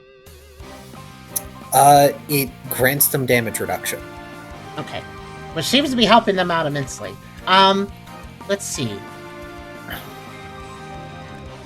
Well, I'm just pondering, because I can't get off the roof that way. Can I will for an extra movement? You can spend an action for extra movement. Right, of course, but that's just getting back to my accuracy issue. Alright, let's see. So again, if I am forcing sympathy, or... Would it be sympathy or empathy? I guess empathy. If I'm forcing empathy on an unwilling creature, do I have to beat a resistance roll? You You can roll empathy against anything within, like, line of sight. Oh, I don't have to touch it? Technically. That's what we've always been doing when it... Like, remember the big fight against Mischievous or Mischievous and stuff? There was always a contact element to that use, that sort of use. But, okay. So that doesn't make it easier to use if contact is done. Alright.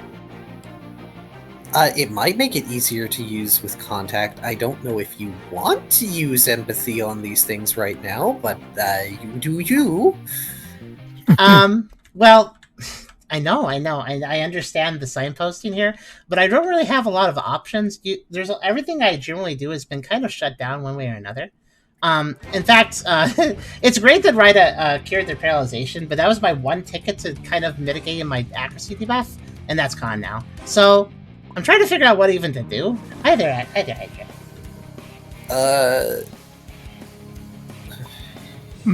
Bunker Not down. much. Me just waffling because I was thinking.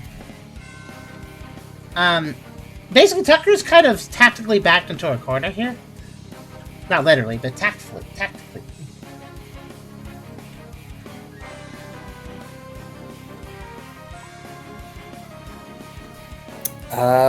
You could use Dark Pulse, technically speaking, if you don't want to eat the action penalty, the accuracy minus from Blossoms.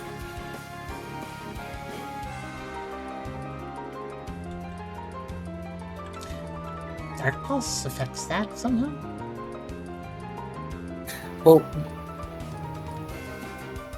yes. Hydra, they will wake up come their turn. Technically, they are immune, but it's much more fair to you all to just let them sleep until their turn. So they essentially have 100% chance to wake up. Yes. Dark Pulse is one of the moves that makes up Blossoms in the dark, but Blossoms has a -4 accuracy by default. Dark Pulse does not. And if you're just looking to do damage, Dark Pulse and Blossoms have the same.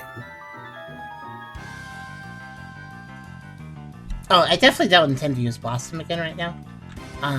Obviously, yeah, it's just the accuracy debuff is perfectly fair of it, but with the fact I have a 2 accuracy debuff to begin with, it becomes more unviable at this current time. Repositioning with Shadow Sneak is also an option. I don't know if you'd want to do that, but it is a tool. That is a thing. You can reposition, try and deal with the archers instead. You could reposition, go back and help Ralph. Well, technically the Golurk is within physical attack range if you want to use physical attacks. You know what? The Golurk is fairly large. It was capable of picking up Deadeye, right? In its grasp? Yes, it currently has Deadeye in its grip. Deadeye has responded by punching it with fire. I was wondering what all those rolls for him was. Okay. It has to let go of them, though, right? Correct. Also, Hydra, feel free to take... I'll listen to your suggestion. My suggestion would be using Dark Pulse or some sort of ranged move to disable one of the archer's bows, since they seem pretty useless without them. Correct. If you do specifically aim for the bow and you manage to destroy it or knock it away, they can't do anything but slam. That's a good suggestion. Okay, you know what? I guess I could do that. Let's go ahead and aim that at the Mr. Rhyme, I guess. Since they're a little less accostable at that distance. Alrighty. Alright, let's see. Just counting. Okay.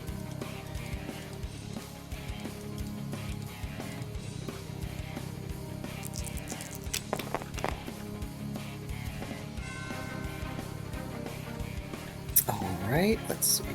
So do I have to... Actually, does that roll change since I have to target something small? The Dark Pulse is pretty malleable. It is more difficult.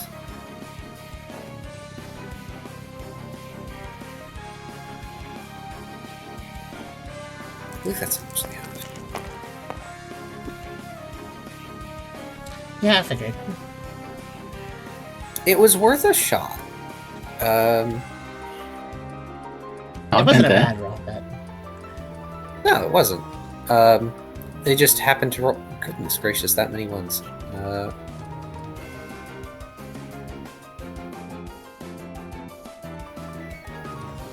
But unfortunately, the Mr. Rye manages to dodge, and it's going to combat roll over here, because it had its free move back.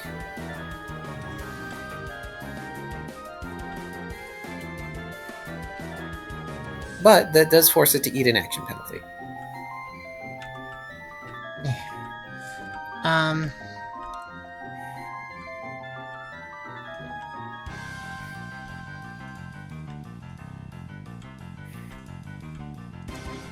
You know what? Can I do a whole turn and let other people use my actions? If they wish? Or basically, you know, for team-up stuff. Sure. Yeah, if you want to hold in order to team up with somebody else, that's fine. Alright. There. I'll just open the door for the rest of you to use my action points, if you like. In which case, that brings it back to Ryda's turn. Right, I'm gonna try hypnosis the guy right in front of me. Wait, hypnosis them? Yep, put him to sleep. It puts them to sleep for a turn, I guess. Well, remember, they are paralyzed. Do you want to remove the paralysis they have? Yes. I have an idea of what I want to do. Alright.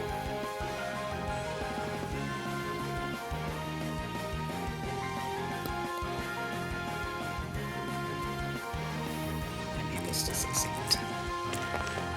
They're still going to try and evade, and they will fail. Okay.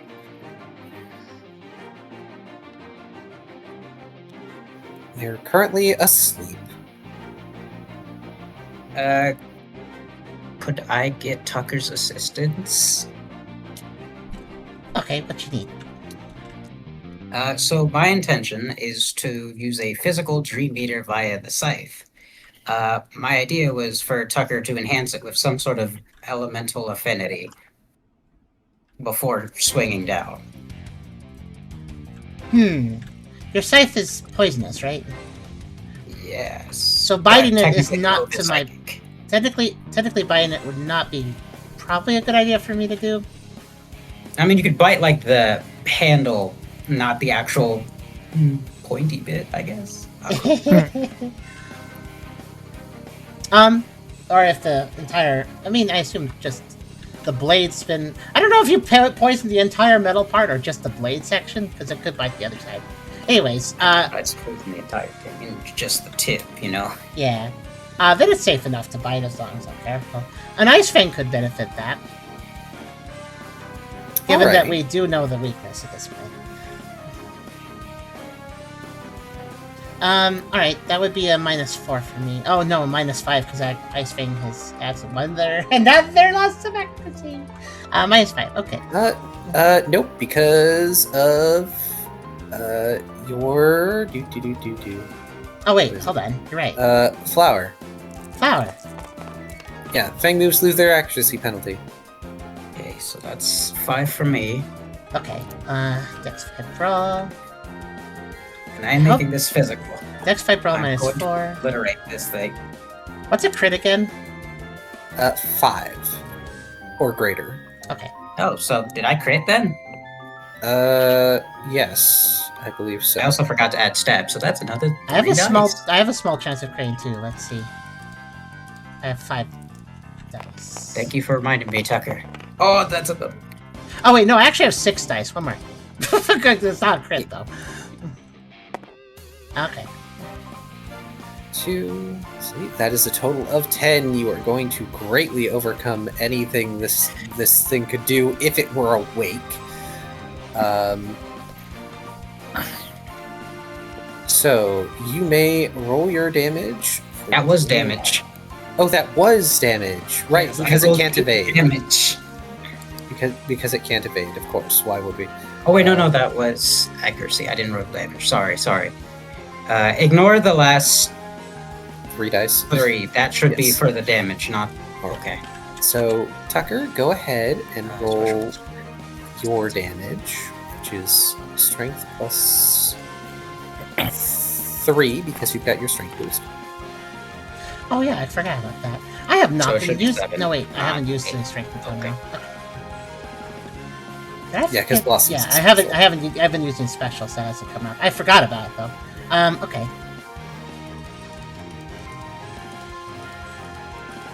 There's strength, and what are we attacking again? Of course, 2. The no, actually this archer right in front of me.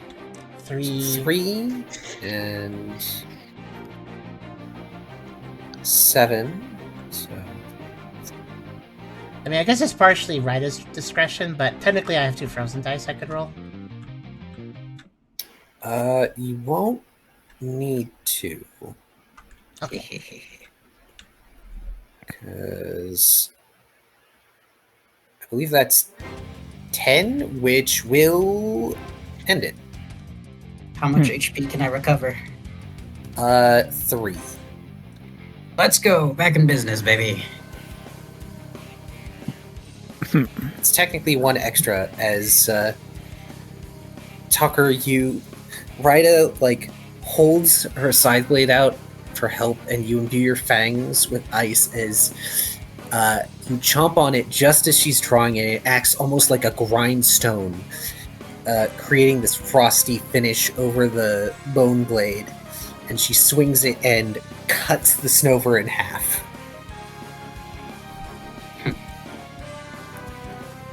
Tucker looks a little bit relieved that worked. I'm relieved too, and I got some healing out of it. Okay.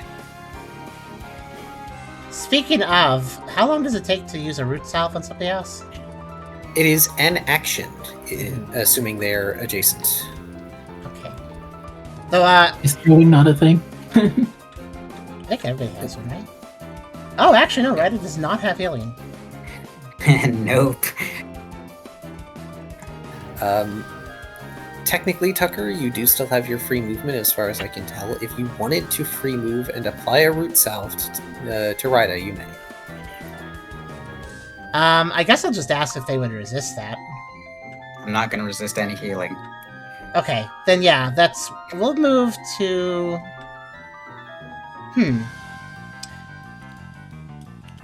Here, actually. Okay. And Ryda, use the heal root you salve. 2 HP. Almost back to full. Went from the brink of death to almost back to full. Let's go. Alright, I want to do one last thing before I end my turn. And that is, I'm going to use a Calm Mind to bolster my defenses. So I'm less likely to die. +1 special defense, and +1 special. Channel. It's very useful.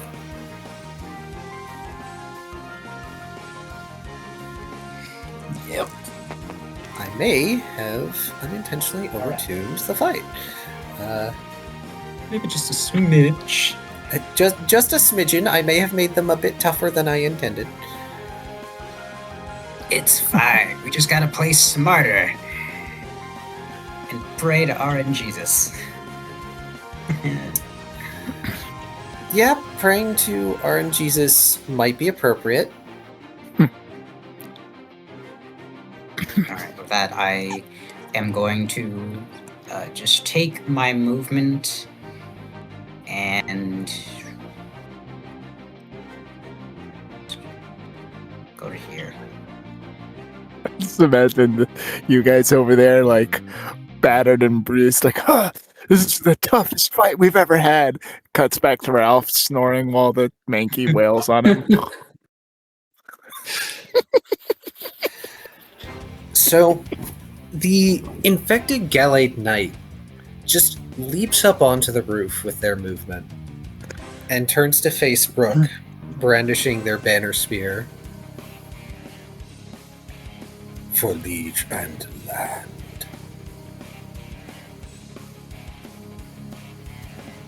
And the crystals of the remaining infected glow red.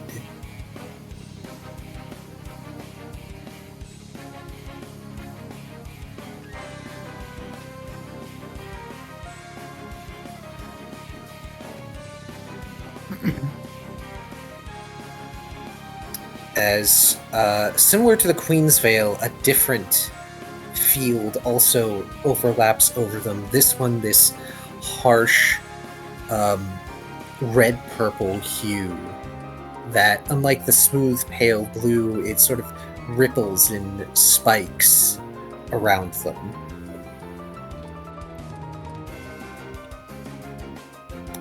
Let's see. It is going to... Freaking lucky chant. Can't do the fun thing. That's fine. It's going to attack Brooke with their spear, which has a reach. Right. Oh, that's a good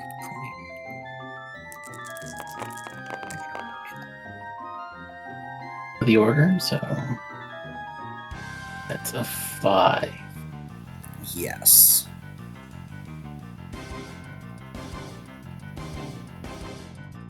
Don't have the thing that I wanted yet, but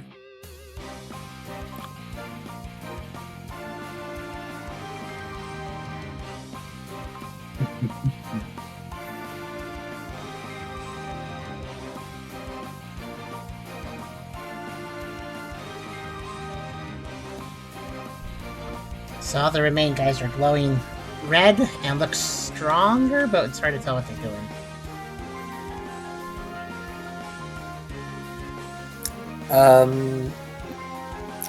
Tucker, Ryda, and Ralph may make perception checks. Brooke, your attention is currently being occupied by the Gallade attacking. hey,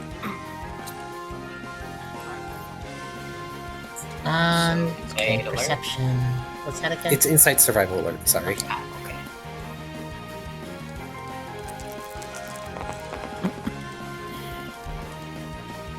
right, I'll evade. Yep. Brooke, you evade. Turning to the side just in time as the spear thrusts forward with its rather immense reach. And you notice as the banner flutters by you, even the fabric of that banner seems to be laced with small crystals in it from this infection.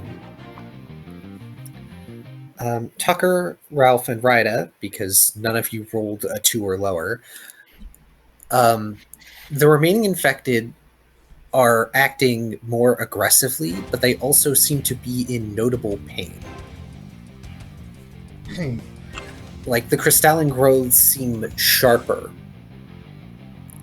after that red field went up, and it's actually causing some of them to bleed a little bit. I see. So it's pushing them. Did any of this affect Ryda, since they've been hit by some crystals? Thankfully, not for Ryda. Yet. Okay. Thanks. Let's see. And you know what? Let's see if it doesn't botch. It's gonna do something mean.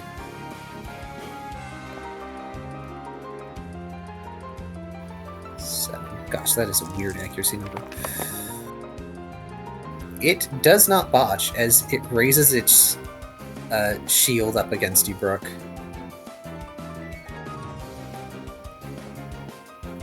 And that'll be its turn. Let's see, we got the ambusher.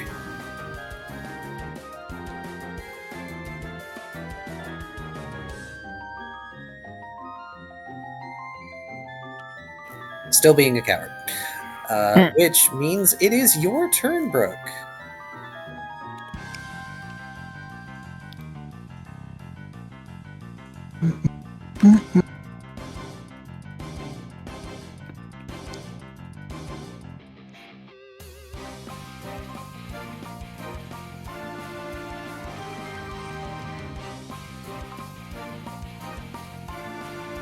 think I will start by doing a death grip on the Golurk holding Deadeye.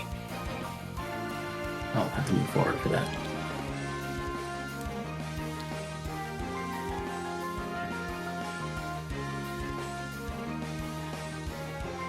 Are you sure? Because Death Grip is a finisher. That's true. What does that mean by calling it a finisher? Death Grip has a special tag called Finisher. It gets +2 accuracy if used after 2 other moves, but it forces the user to end their turn. Oh. Right. However, yeah. if it hits, it automatically initiates a grapple. Right, I forgot about that. Okay. First, then.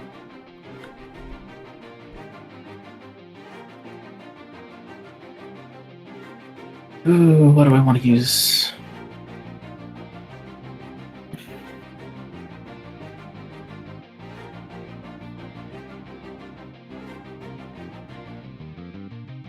I'm going to Warlords again and convert my sword into Scale Sword.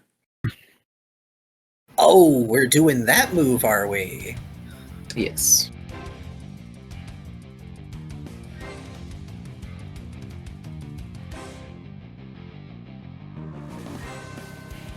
As I pull up yet another notepad document.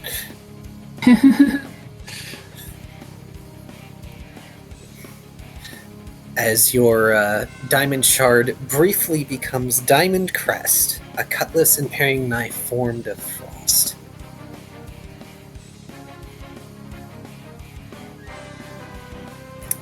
You are using, if I remember correctly, this is... Which one is it? Wave Dancer.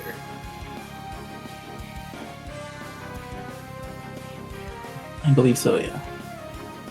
Cool. That can be used up to 5 times in succession. Go for it. Get this back.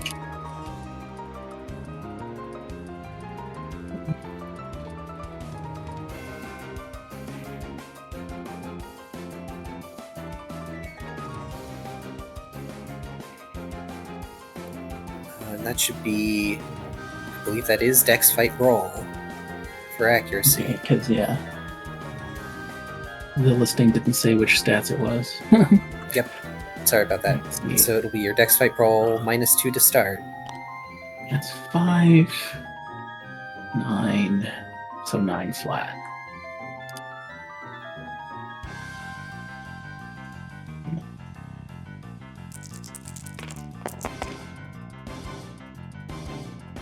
Alright, that's not a crit. Oh, is this a water wound? Yes. Technically, this is a... technically, it's like Ice Gun, it's water and ice. Okay, so would that have the stab bonus? Yes, that would have a stat bonus. That's 1 extra die on the pursuing. Yes. So it might crit. Dang Does it. not, sadly. I'll let you know that because they've raised their shield, the knight is not going to evade at all. So if you are going to continue attacking, I recommend you continue rolling. Well, I was gonna fight the Golurk. Oh, you're fighting the Golurk. Yeah. Oh, Alright, I thought you were attacking the knight. Shoot, the knight miscalculated. I miscalculated. As I rapidly swap between notepad documents.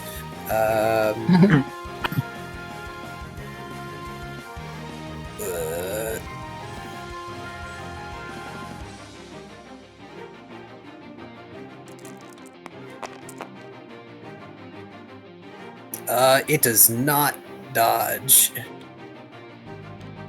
Okay, what is the damage? The damage...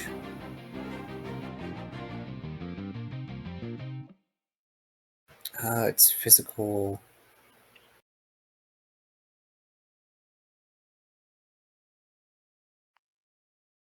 Oh, right. That's right. Wave Dancer was not that strong. So, Wave Dancer will be using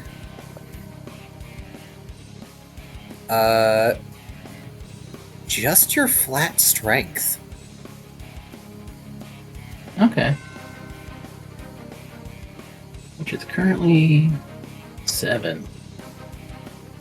Mew. Yeah, Wave Dancer was an interesting one. Super effective. Yes. Means it will Round? take an extra damage flat. Okay. And let's see, Kyogre Brooch, that's +2. Yeah. And it's raining. Does that also give a bonus? Yes. Actually, we have the thing right here. 1 extra die to damage pool for water moves. Okay. And because of Torrent, you do have the +4 currently. Right. So it's 7 plus 4, 11 plus 2. It's 13 plus... How much for rain again? 1. Okay, so 14. Whew. Throwing out the big 14. numbers. It's a 3. I'm disappointed. Oh wait, by no, that. those... Yeah. I'm those disappointed ones by don't- that number. Roll again. Okay. The dice have disappointed me for the last time today. I have said no. There. You have failed me for the that's a last 7. time. Excellent. Are you going to attack again? I am. Okay. Let us keep that 7 in mind. Go ahead and roll. I'm going to step away for just a minute. Also, yes, 1s are ignored on damage rolls. Okay, so, I forgot the accuracy again.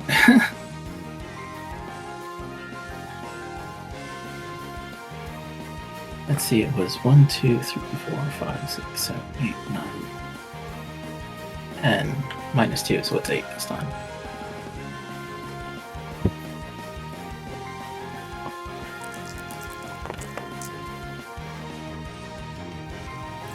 Alright.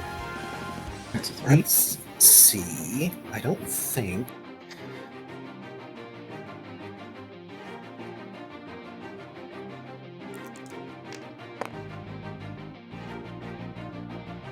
I'm going to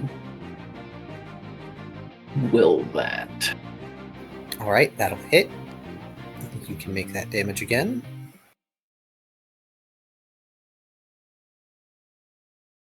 I said 13, so 7, 8, 9, 10, 11, 12, 13.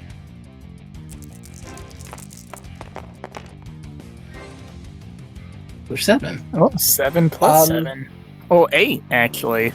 So I'm going to Oh, yeah, tell that's you an right eight. now, if you want to keep attacking, the Golurk is done. Okay. So if you want to keep attacking, I will allow you to use your free movement and use the other 3 attacks. Alright, I will then turn back to the glade. As The session still takes accuracy penalties, right? yes, it still Okay, does. the next one is 6. Yep, as Brooke effectively shreds the arm off of the Golurk and then That's a crit. wow, alright. And then carves a pair of swaths through the uncrystallized armored breastplate of it, causing it to slowly topple back to the ground with this thunderous impact. And almost like you're still on that rhythm from using Rain Dance and Dragon Dance, you sweep around and start going after the Glade. Yeah, that's going to hit. I stand by what I said earlier. They are not going to try and evade you right now. Okay. It's a crit, so that's 2 extra damage? Or That just is one? correct. Yeah, 2 extra damage. 15. 10. So, was the Golurk really injured, or was this just a lot of damage? Brook did a absolute metric ton of damage. That's a 6. Yeah, you can do that sometimes. So can Ralph. That's not a 6, that's a 7. Ooh, that's a 7. Lucky 7s.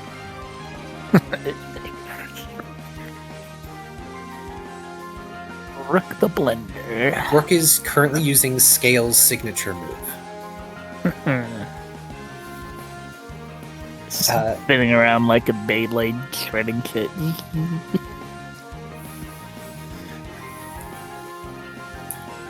Yep.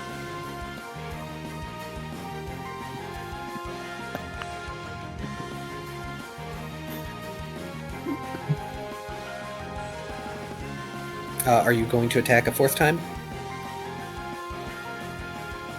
What am I at? -3?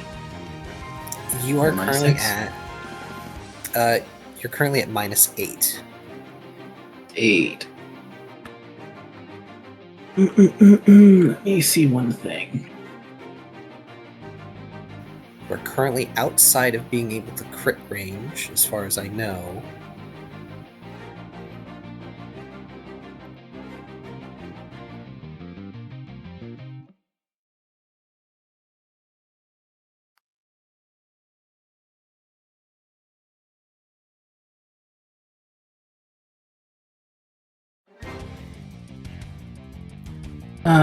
No, I will stop here and do something. I'll use a different move. Is that that is change fine. something? Okay, Please roll for Plink on the Gallade. right.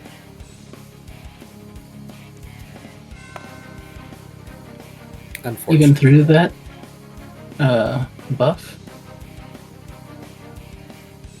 Damage reduction? Well, I asked specifically because it put up its shield. I see. You have, however, eaten through the shield it put up. It effectively used a shielding move. I see. That's why it wasn't moving. Alright. I will use my last die to bravado everyone again. Yeah. 6. Brooke showing the heck off to everyone.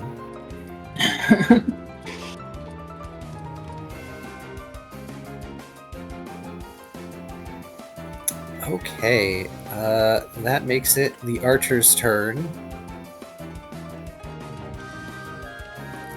Brooke is in a terrible position. The sand shrew is currently stuck. Where?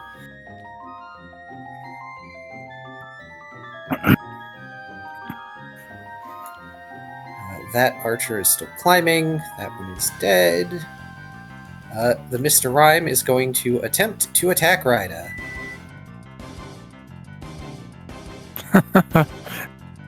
Sounds like she swore. She's like, beep.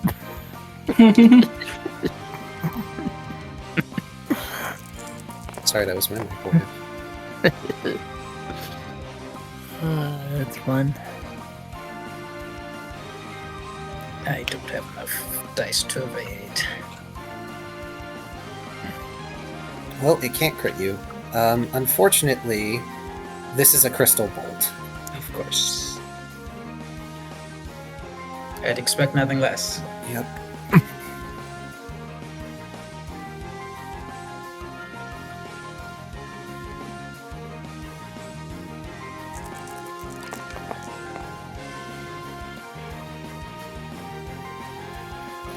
Thanks for the save, D, Brooke says, out of breath.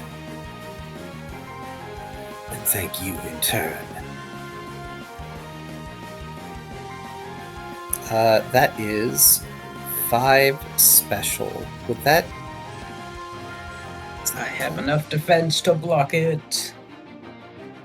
You do! Oh, does it plink you?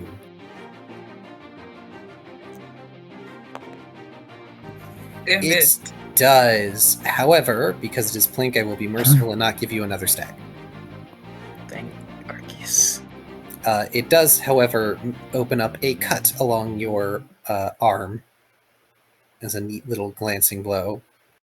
So it grazes, but does not explode. Correct. I can live with that. And it's going to move up, which I think is another action penalty. So I believe it can only roll 2 dice to try and hit you with its slam attack, and it fails. It tries to effectively pistol whip you with the crossbow, and it does not go well. Oh, you just made a mistake. Alright, that's the archer's turns. 1 sec, I'll be right back, giving Ralph time to plan out his turn. Excellent. This Plans. You got this any lone Tucker? Yankee has chosen poorly. Especially now that we have some alone time. Oh yes, Ralph cracking his knuckles. It's like, oh, you want to play? Fair warning. Loom on the top. Okay, Ralph, what you doing? Alrighty, I noticed I'm not, I don't have the sleepy icon anymore. Correct. Liar used aromatherapy and got rid of status effects. Good stuff. Good stuff. Good stuff. This poor Minky has chosen very poorly now that I have it one-on-one for some alone time. Alrighty. It's shorter than the wall, yes? Yes. Okay. That means I can use the wall to prevent it from being pushed back, mayhaps. If I first move here to attack it with the, You may with certainly my use sword. your free move to do that. Well, I kind of want to attack it from this direction so that the push doesn't push it back because I plan to follow up. Assuming it's still alive. Go forth. Do your war crimes. All right. So, we're going to strike this Joker with the Railgun Reaver. Strength Fight Brawl.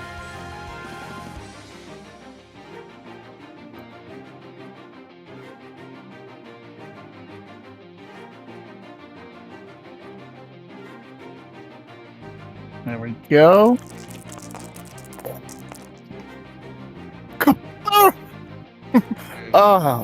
Oh, okay, so that is a monstrous crit. Alrighty.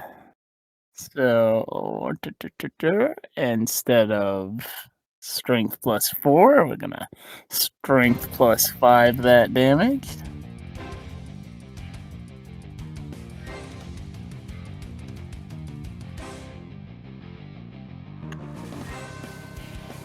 There we go.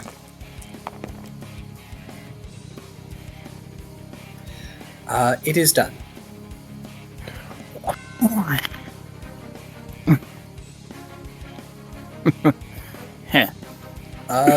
In fact, Ralph, as you hit it, you notice that crumpled way easier than you thought it would. I was ready to follow up with Giga Impact, so its chances of surviving this round were almost none.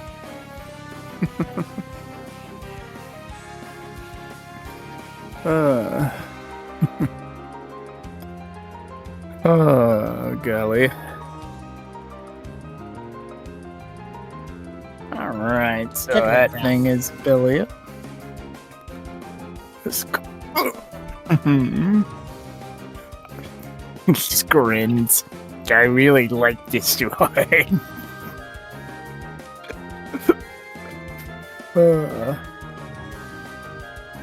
Alright, we'll see here. There's no more action to be had over here.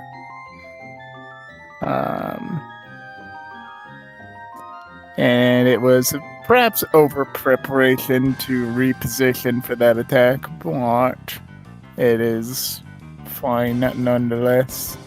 Alright, let's try and get back over there. Alright, so I used the free move and I used one action, so let me see. Yep, I am at 1. Let us go back over here, take a look at my dex, which is 3.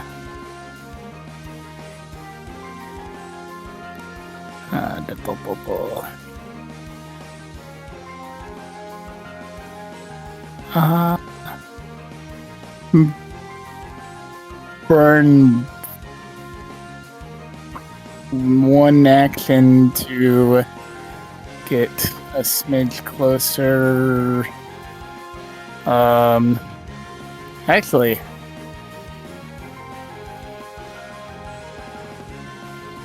these guys are both dead, so I'm at the end of the round, so technically I can like burn a shitload of actions to like get back in relatively the same area because the 2 people who go after me are dead. So what? That is. Oh yeah, that's correct. They just don't have turns anymore. Yeah. Because the knight and the archers are still alive, but the villagers are not. At least I'm pretty sure they aren't. So 1, and then another extra 2.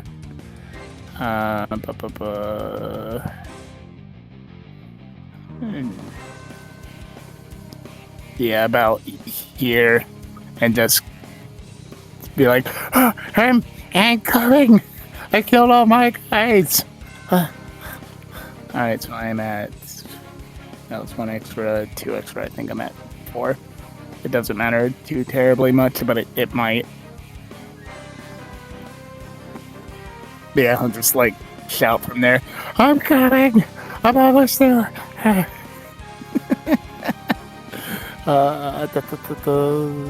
That'll be my turn, I think. Alright. NPC turns, which means Deadeye and Liar. Deadeye does not like the look of the archers that are on the crystals, so he's gonna just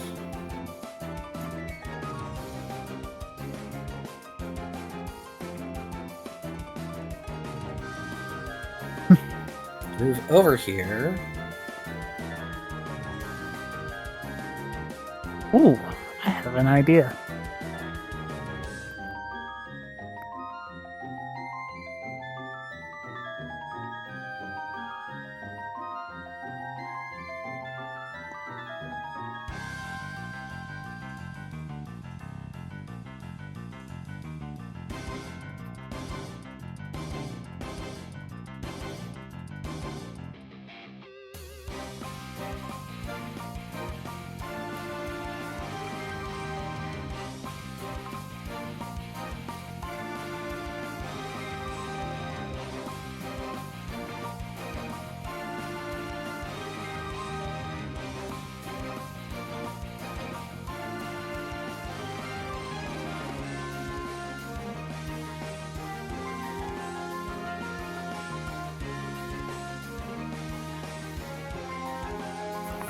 What is Deadeye going to do?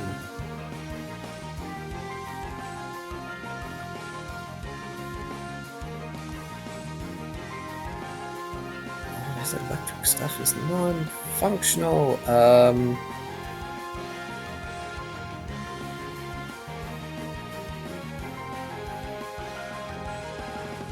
Screw it, he's going to use flash. These things don't get any more accuracy.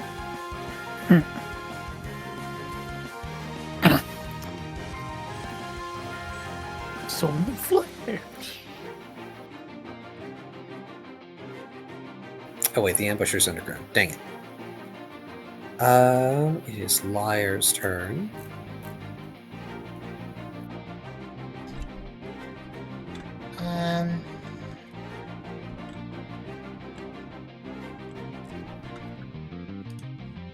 Honestly, I'm okay with you recontrolling Liar, I think.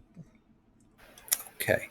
There's not a whole lot I have in mind now, considering aromatherapy is his best move, but there's not a whole lot to do with that right now. Yeah, and unfortunately Liar is not in a great position to get to anything, so instead they're going to stick close to you, Tucker, for now, using their movement. That'll be it. But that is the end of the round. Excellent.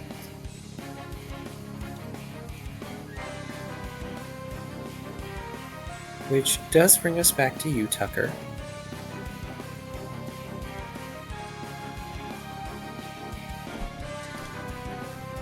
Okay.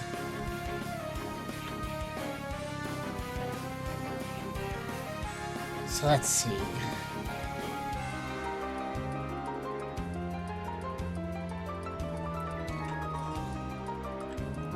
So, what has been... Let's see, which...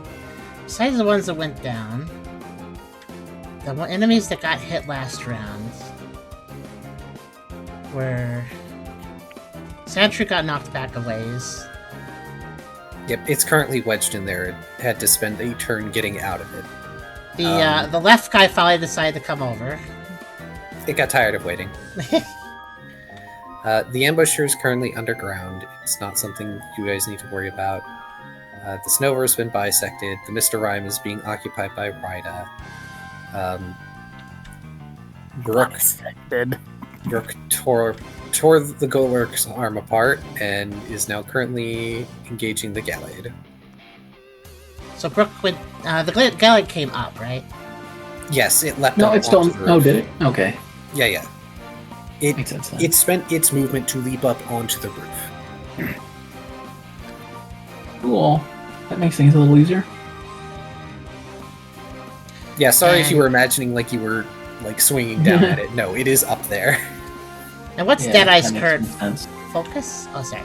What's Deadeye's current focus?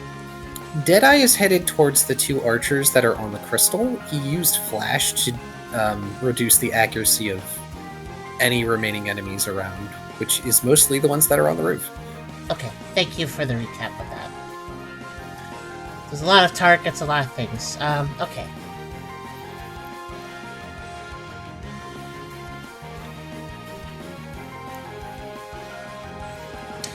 You know what? You make a good point about stab. That's always something to take advantage of.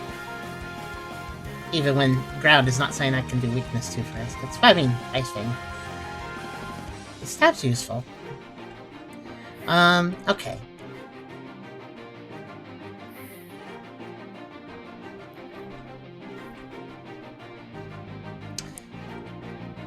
The Glade has not... Oh, I just realized something they could do that they haven't done. They have not done a Seath the Scala spike attack up here yet. They have not. But they might. Yeah, just a thought. Would that affect the lower roof? How does it care about elevation? Well, I guess I can't answer that because we haven't seen Let's see, hang on. 5, 10,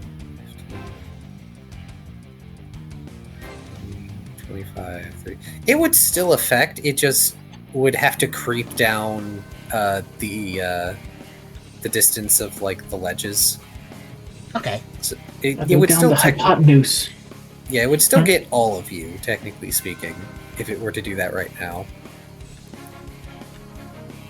Alright.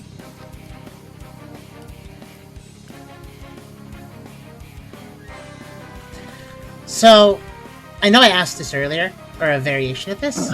The Glade is not, like... They're all being controlled. That much is obvious to us at this point. Glade included. But the Glade is clearly the one mainly buffing everybody, and of course has that field attack. So... Also, some of their movements earlier, can I simply ask, do they appear lucid, I guess is the word? Like, they're capable of thinking and strategizing. They are more lucid, or at least have retained higher intelligence than the other infected you have encountered thus far. That's why they are the first one to speak. Yeah, because I noticed they spoke, and they acted quite different than, say, that APOM that originally attacked Brooke, which was more, wow, you know. So, alright then. I think Tucker will move.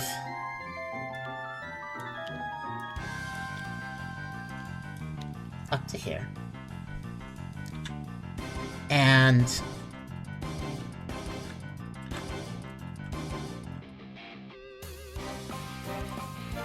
this is partially, by the way, being motivated because of the fact that, as easily overlooked, all those dangerous spikes are probably bad for everyone to get hit by, not only because of damage, but because of, well, I mean, Ryda's a good example as why, the crystals. Speaking of which, actually, I guess, over the course of the last turn, has Ryda's condition worsened, aside from having Crystal 2, I guess? No. So it has a slower effect. Okay. Alright, so the escalation of whatever that's going to do is slower than this battle. Got it. Alright, so Tucker will...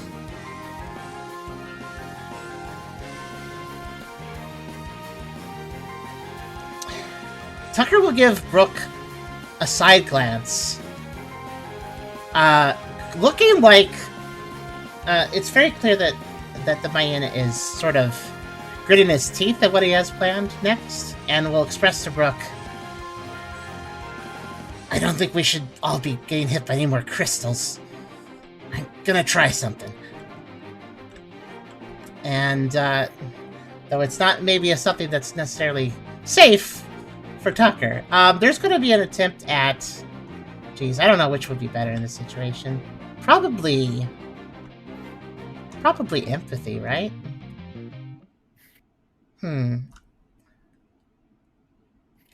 Yeah, I think so. There's going to be... Now, does this Glade have crystals literally spiking out of every inch of them, or is there any safe spot to touch them? Their face is relatively clear in spite of the armor. There is crystal that's sort of like partially coating the armor as well as their limbs, but it's not like every inch of their body. Okay. Alright, Tucker will find a point of contact to use empathy. And the idea is to basically tap into whatever force is beyond the crystals. Because it's obvious something's beyond the crystals, or involving the crystals. After all, that was already seen with the vines. So we're going to tap into that. That's what Tucker's going to do. Okay. Go ahead and roll for empathy, then. Now that I fully understand what you're going for, this does not make me any less nervous. Yeah, same. But it's an idea. And an interesting one. So the goals here... Alright, Insight, Contest Etiquette. -2 would be... Yeah, okay.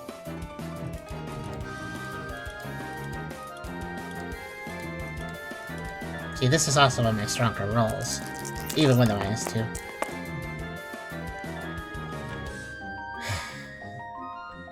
I'm probably gonna will that. Yeah, I'm gonna will that. Lucky Chant, that's already a 4. That'll be 5. So, could you give me a...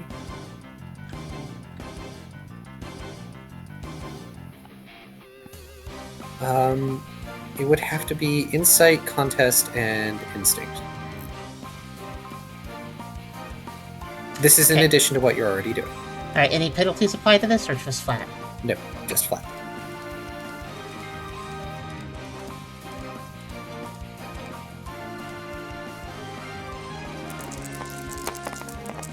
think that's the right number. It lagged a little bit. That's a lot of numbers. Okay. Leave it to Tucker to get a really high connection roll. See, this is where this is my strength, not direct attacks. It's this stuff.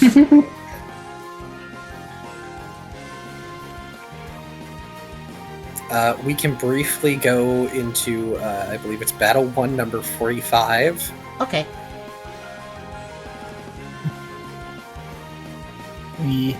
I just specialize in making 3-dimensional opponents 2-dimensional. Meanwhile, I'm all about seeing the 4D perspective on opponents by getting into their minds. Let's see, 145? Okay. Yep. Oh, that song. Oh. Yep. I'm going to make use of it. And you're trying to connect with the force that is behind these crystals. Just Yes. to reiterate. That is the focus. And whatever comes with it, I suppose. So, in the midst of this fight, Tucker, Brooke gives you an opening as he's sweeping with the twin blades of Diamond Crest, casting aside the shield and giving you a chance to put one of your big paws on the face of this Gallade, which absolutely confuses the heck out of them. They're supposed to be immune to that condition, and they're still confused. And you sink into not the usual darkness, but instead it's like this great hole or corridor lined with crystal, almost like a geode that draws you in, and you see a vision of a corrupted throne room, grandiose and in partial ruin thanks to this crystal infestation growing. And on that throne is a Pokemon you do not recognize. And they open their eyes and smirk.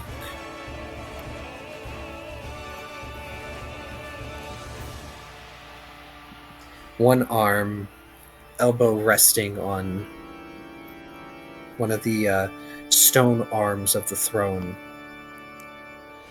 The smirk becomes a toothy, smug grin. You think you can barge into my throne?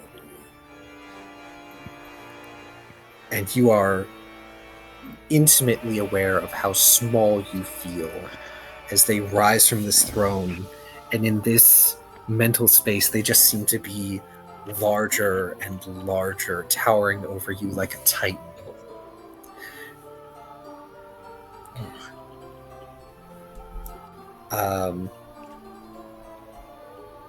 And they lift up one foot as if to stamp you out. Be gone, peasant. What are you going to do?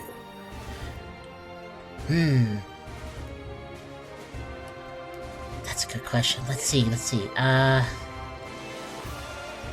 In this mental space, can I do things as I would normally do them in the physical space? Yes, you can. Okay. Because it is a mental room. Alright, let's, Alright.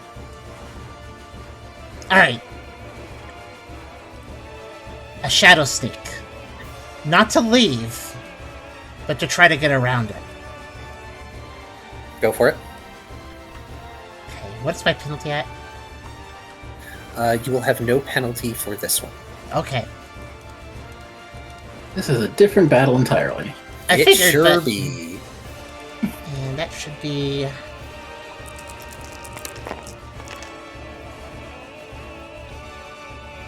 That will be enough. You slip into the mental shadow that this Colossus is creating, and you feel the entire space rumble and ripple as its foot comes down.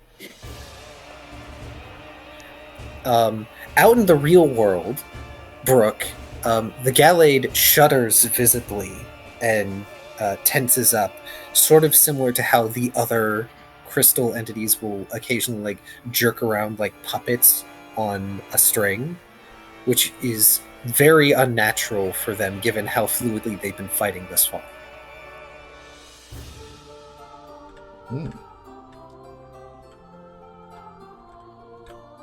Okay.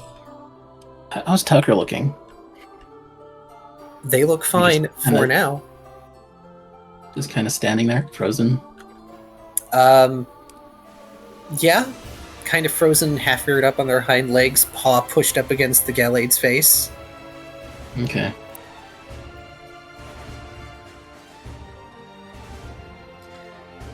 Alright.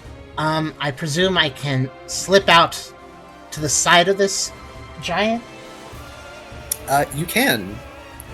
You find yourself sliding out of the shadow of one of multiple pillars in this throne.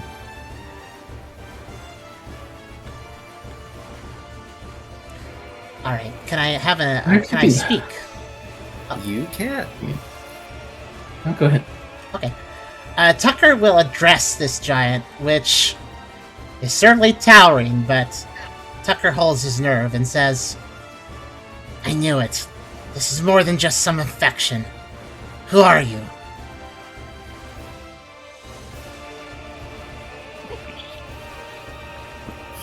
What use does the bug have for a king's name? And they lift a fist and swing it in your direction. Okay. You know what? This is a mental space. He may be huge, but this isn't physical. Clash with... Let's see. Gotta pick carefully. Clash has its own accuracy, right? You don't have to rely on the move's accuracy. Yes, depending on what you do, it would be either Strength Fight Clash or Special Fight Clash. I definitely should do a strength move then. That'd be smarter. Okay. Let's clash with... I don't have any strength moves though. I believe you notice a lot of them run on decks. A strength would be physical. Special is special. Okay. You got a lot of physical moves. Listen, you have fangs. Tucker's mental abilities. A lot of darkness surrounds the mental and emotional side for Tucker. It's got to be a dark move. So let's clash with. You know what? Crunch. All right, give me the roll. It will be at -2. His hands, literally. Okay, what's the roll again? It will be Strength Fight Clash at -2 because this is your second action. Okay. Show you're no bug type. Yeah, it's a very offensive. I'm not obviously a bug. Okay, that's not actually that bad for that roll. Should I will it though? Hey Ralph, you haven't used your hat all session. I haven't. Give me your hat. Give me your hat. Ralph, would you like to use a hat? Yeah, we'll do that. Okay, Tucker, go ahead and reroll. Okay. I mean, it's a risk because that's not a bad roll. It's not a bad roll, but it could be probably better. Yeah, it could be better. So I'm gonna risk it. Risk it for the biscuit. I mean, I can spin a will too. For the doggy biscuit. Okay, that's more like it. Yeah, I'm gonna will. For the doggy biscuit. Should I will? Do you guys think I should will that? I'd save your will for something else. Okay, I'm gonna stay with that then. I'd say save your will. Yeah, because we might not recover after this battle, just saying. Yeah. we ain't exactly going to have a rest after the battle. Yeah, your day's only like at the halfway point. Full disclosure, I would not put you in such a large combat again because it took forever, but stuff can still happen. Yeah. So you go to use Crunch, and instead of just biting at the fist, instead you end up manifesting this massive dark head, the head of connection itself, and it bites onto the fist of this other Pokemon, this Titan. They roar and reel back, pulling the head with it that dissipates and tears into ribbons of darkness that lay themselves across the mindscape. Okay, I have a line.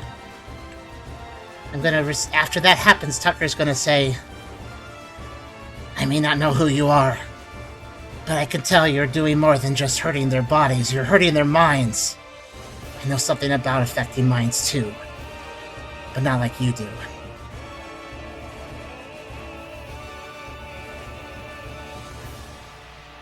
They turn their arm over as they stare at it. A cute trick. But let me show you just how poisonous I am. Yeah, I know what this is. They raise their arm up, and crystals across the throne room glow. And they begin to melt into these seeping, seeking puddles that begin to rush after you. That's like gave me Mephiles vibes. Actually. Oh boy, let's see. Ding! Sorry, that's my That's okay. alarm. It's 7 o'clock now. Ding! I understand. Let's see. We're gonna... Okay. Shadows... Okay, so it's kind of a liquid crystal going on here, right? Yep. Okay. Well... They call it a dark tide. If the demonstration from earlier means anything... Oh, basically the type effectiveness of all the enemies we've just faced, this thing probably has some relation to ground. So, Tucker will face down this attack with another clash. An Ice Fang this time. Alright. This one will be at -4. Remember, you do not take the accuracy penalty on Fang moves anymore. Right. -4. Does he still have bravado or not? You do have bravado, actually, if you would like to use that at any point. Probably with whatever's going to happen next, I imagine. Okay, that's going to be 6 dice.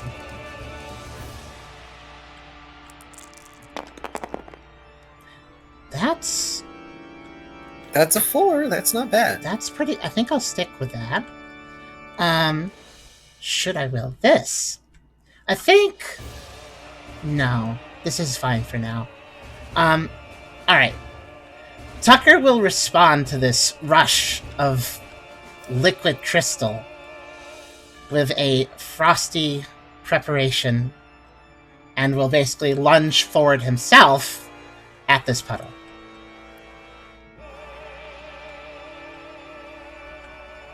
Again, your fangs manifest not merely as a simple bite, but as jaws, freezing over these pools of crystal with a layer of frost, granting you safe passage further into the mindscape. Yeah, this will be immediately acted upon. Tucker will push deeper.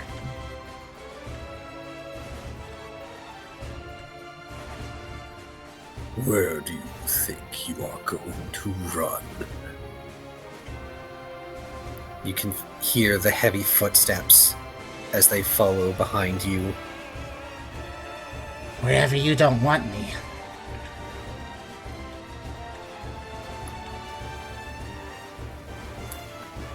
They raise their arm again as you approach a series of large open doors.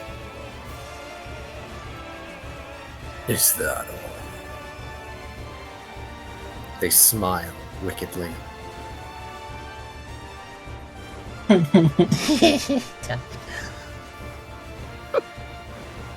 These doors, how big are they? And what do they look like? They're huge. multiple brook lengths in height. That's a lot of brooks. Yes. But he clasps his hands shut, and the doors close in front of you.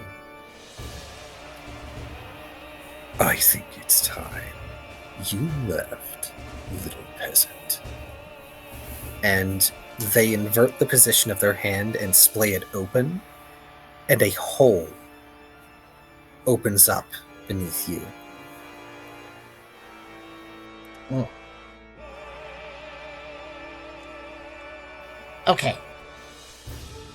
Since the fall is kind of inevitable here, probably, going to attempt to envelop self. Tucker's going to try to envelop himself in a dark pulse. Productively, in this case. Okay. I believe that's at -6. -6. Since it's defensive, it's a little easier to use, though. So let's see. Dex fight channel. It's going to be 4 dice.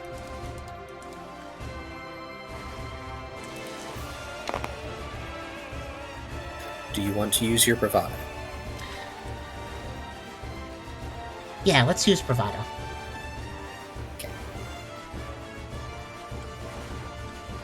Which lets me... More dice. How many dice? It's 2, right? Yep, 2. Yeah. 2 dice. Okay.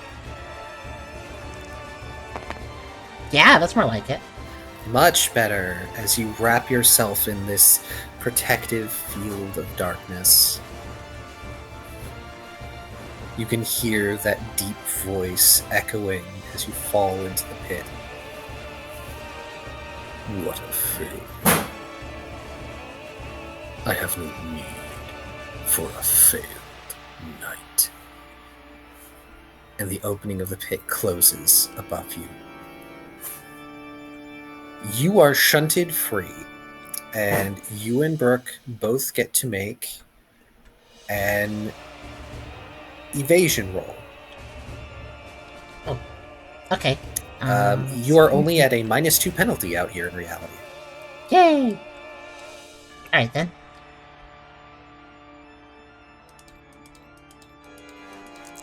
Can I switch the music back?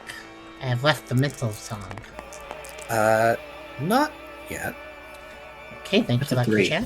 That's a 3. That is a 3. Which will be barely enough as the both of you are pushed back. The Gallade explodes. Their entire body is encased in this sharp formation of crystal that grows from their own body, and they are encased as though in amber, shunting the rest of you back. The rest of the infected immediately flee. Oh, they flee? Wow. Do the others seem affected or just choosing to flee? The veils on them are gone. They are choosing to flee. Okay. Huh. I guess connection is severed. No. There we go. Or possibly overloaded.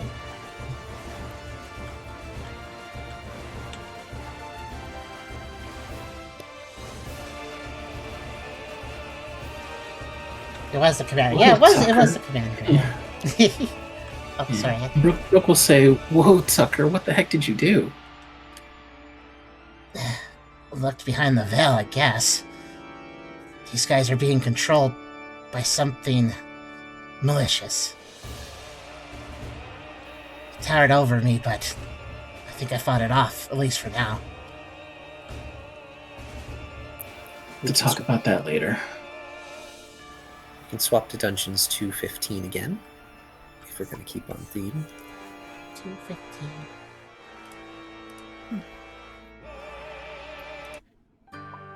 Okay. Okay, Car? Thank you.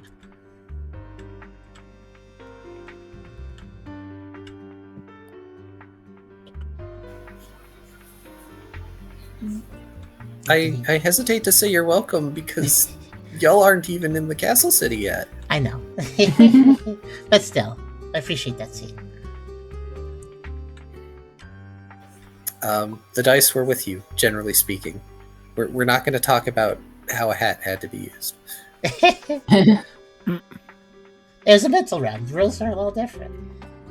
We all participated, except Rita. She was incapacitated. Actually, I guess it would be wise to say, did Ralph pick up on any of that since his hat was involved?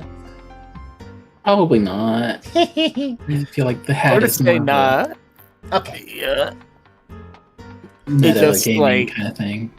Yeah. It's like, You were lucky by I feel like- association. yeah. I feel like an indicator to the audience, if it were like a TV show, would be like one of the feathers glows. Yep. But- Something like that. So, for the sake of Brooke at the moment, I will say that Diamond Shard currently functions as Diamond Crest until you would next change its form. That's fun. Yep.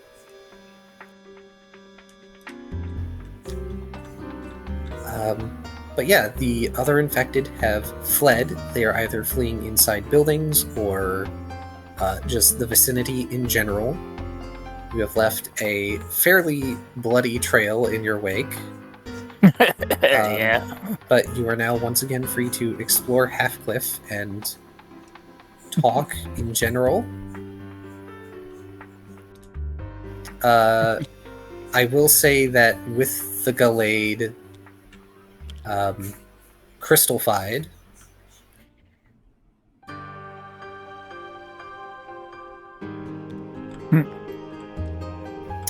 its fields are gone. If I can just... Stupid dots. Make me Oh, look at- awesome. I'm gonna climb up onto the roof on top of this thing. Yeah.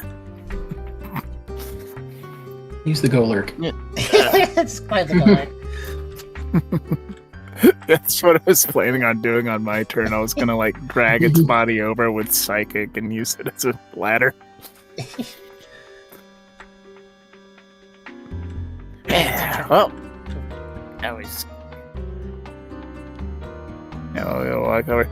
So that was pretty good. And I'm gonna like hold out my sword with a little bit of enemy still probably on it. So I really like my new sword. Do you like your new sword? like I really like my new sword.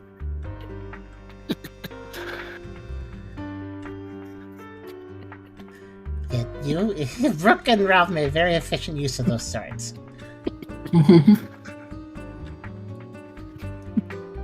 Tucker is just taking a moment to study his paw, make sure everything looks fine there, and also just clearly contemplating that little incident. Before they turn towards... And by the way, I'm not interrupting whatever is being written up by Kyrio. But just know, see, Tucker will eventually turn towards Rita. Hey, are you doing alright?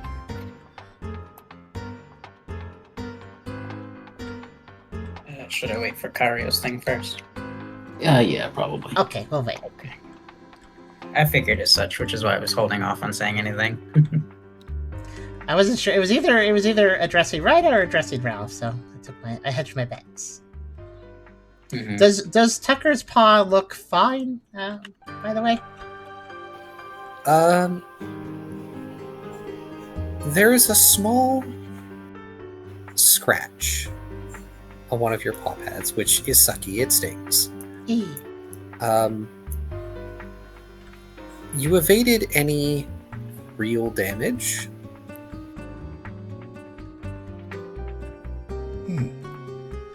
However,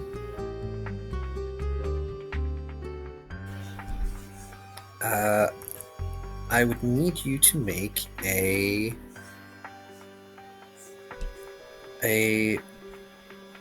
oh gosh, there isn't really like a medicine check in here.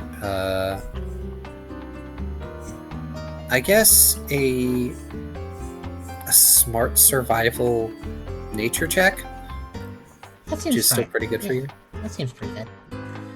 Alright. Am I still being hit by the -2 penalty since... No. We're out of combat. Okay. There we go. That should be it. Like, combat is over. Y'all have earned a boatload of XP. Wow. Sweet. All right. Two! The Lots of Curse that. of 2. Yeah, it's just a small scratch. You should be fine. Yeah. Fine. Okay.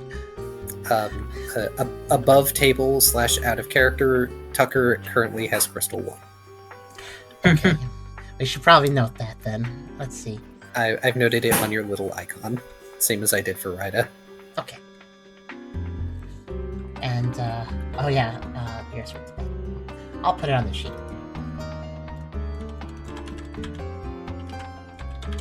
On the side, how it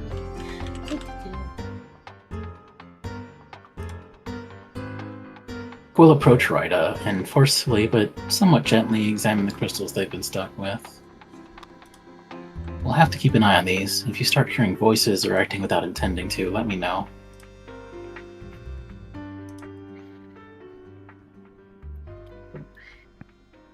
Ryder just gives a nod, not seeming too fussed about it. Just sort of looking over at themselves, finally getting a chance to actually see them.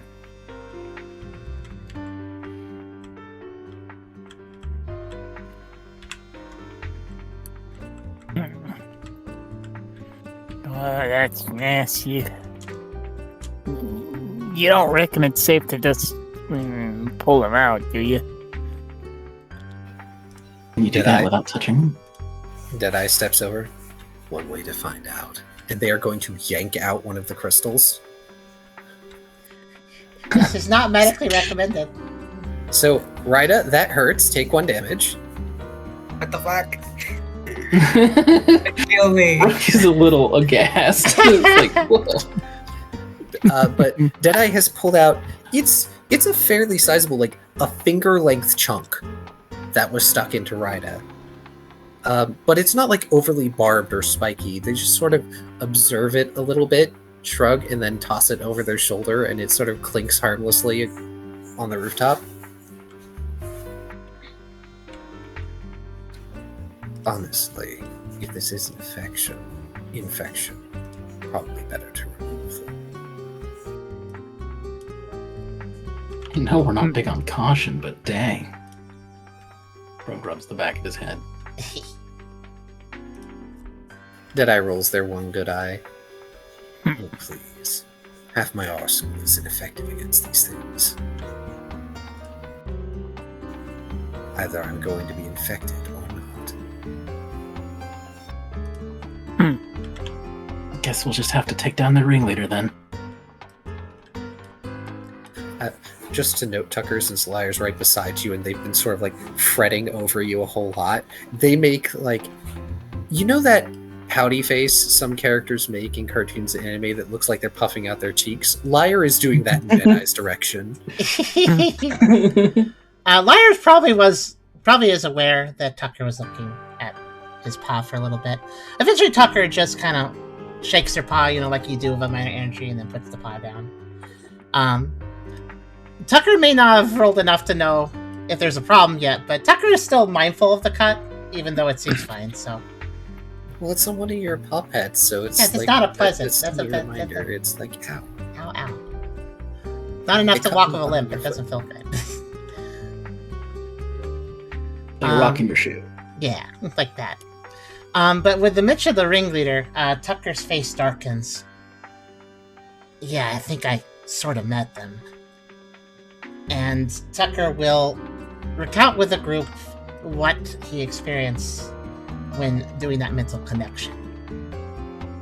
He'll add on, in addition to the facts, he'll add on, I wonder if that thing grew so big because it was trying to intimidate me.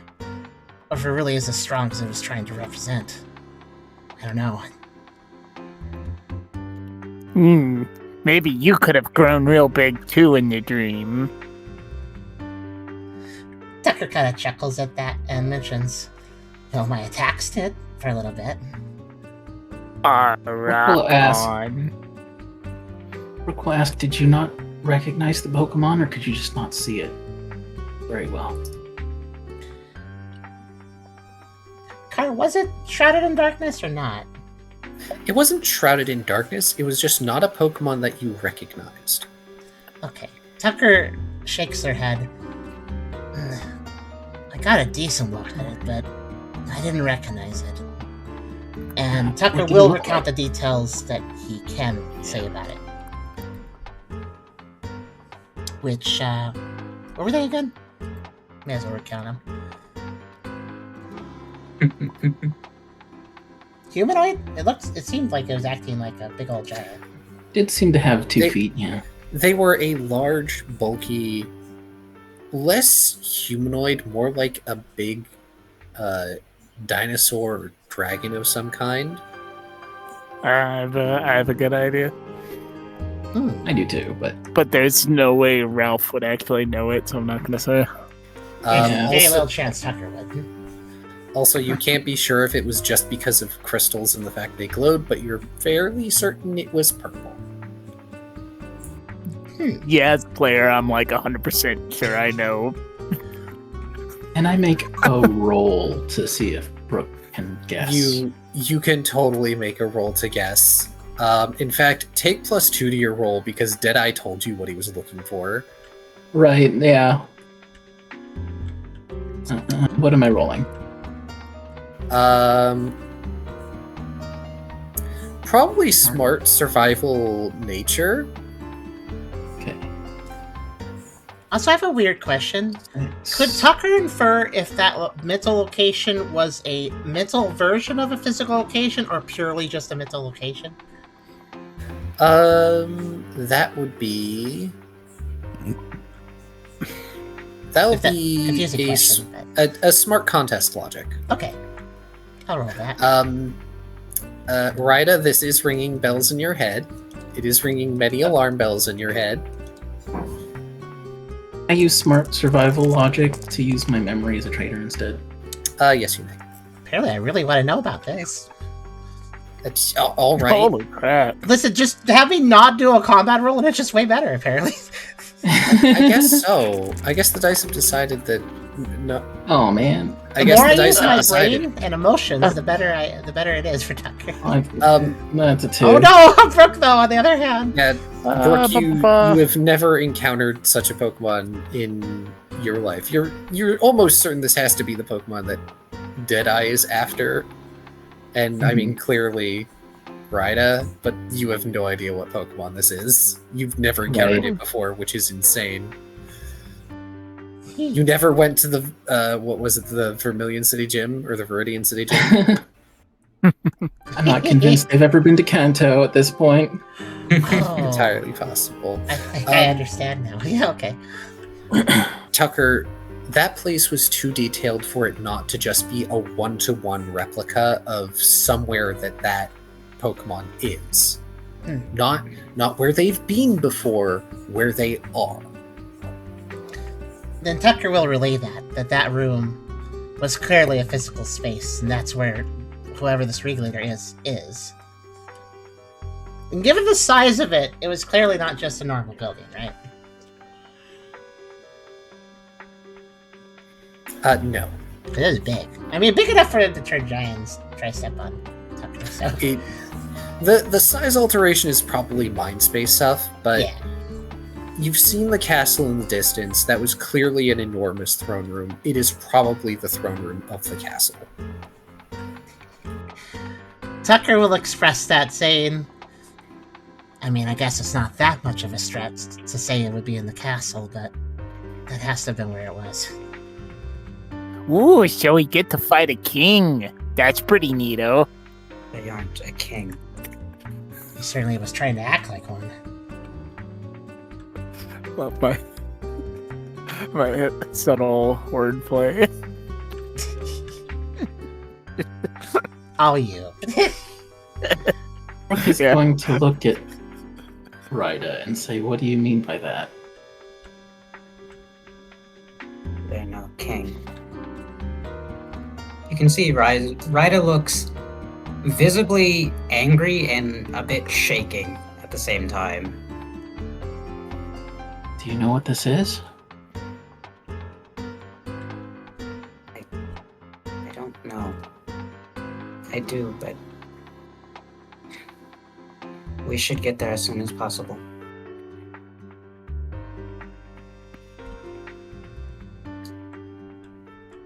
Can at least agree with that. Tucker would not. I bet dealing with them might, well, hopefully, deal with this whole crystal problem. Clearly they're in control of it, but hopefully it goes away with them. I do think we should look around and make sure Team Mischief isn't here. That's smart.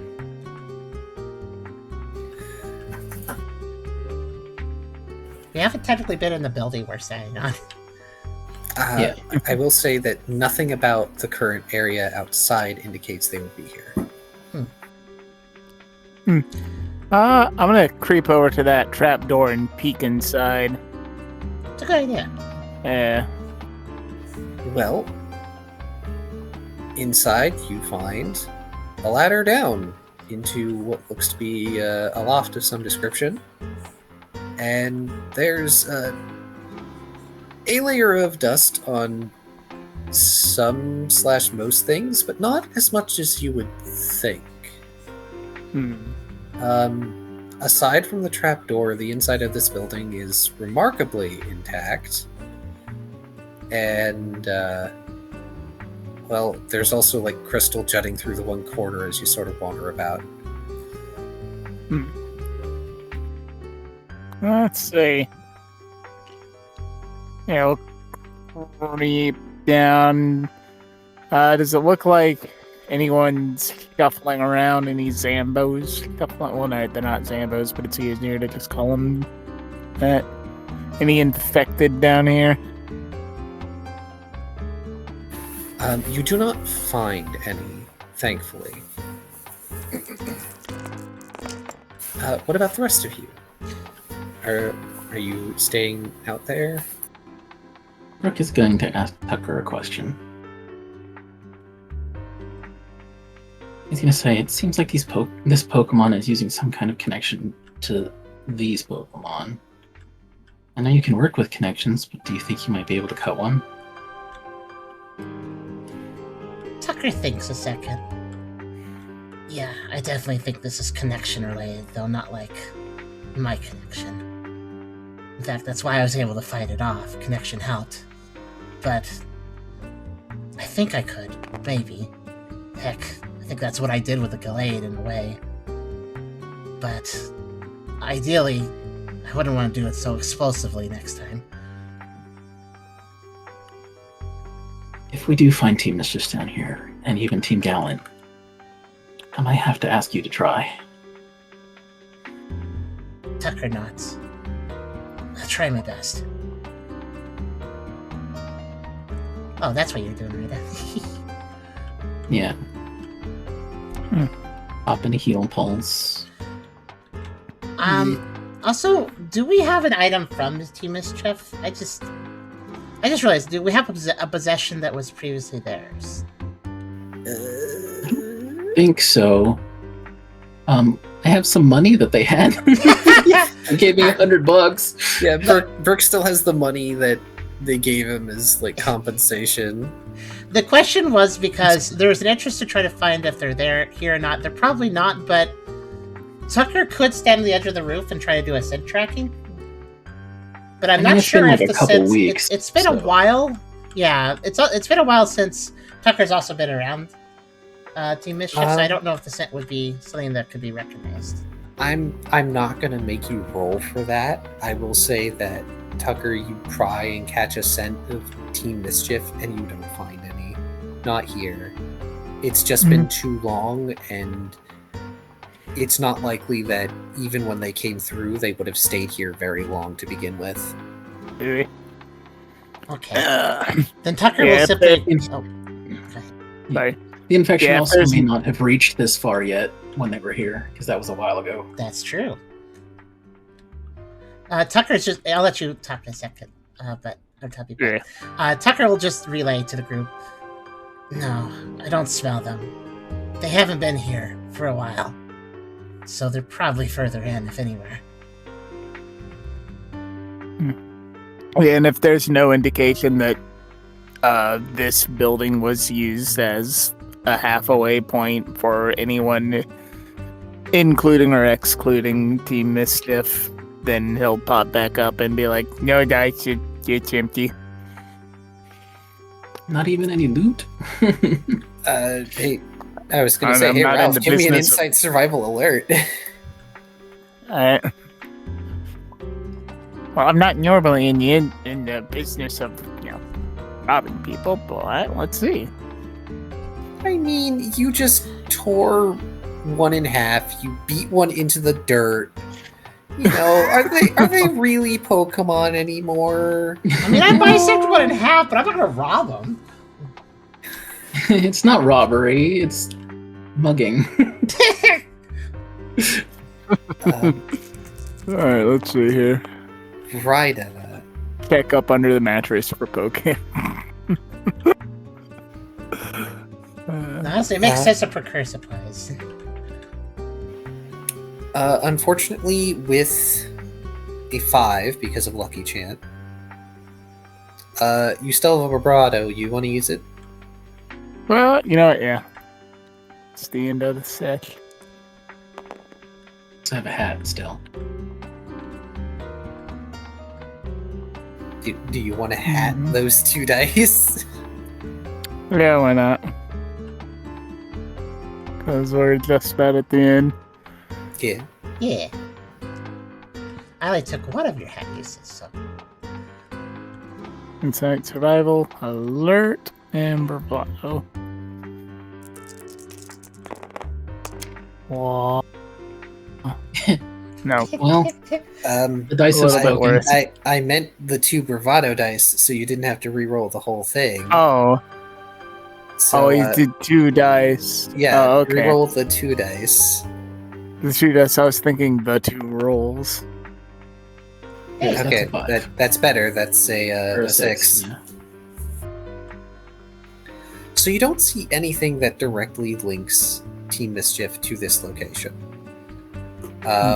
But you do notice that the bed seems a lot less dusty, and there's scorch marks in the middle of the floor that look like someone set off a low-power bomb. Or a fire. Huh.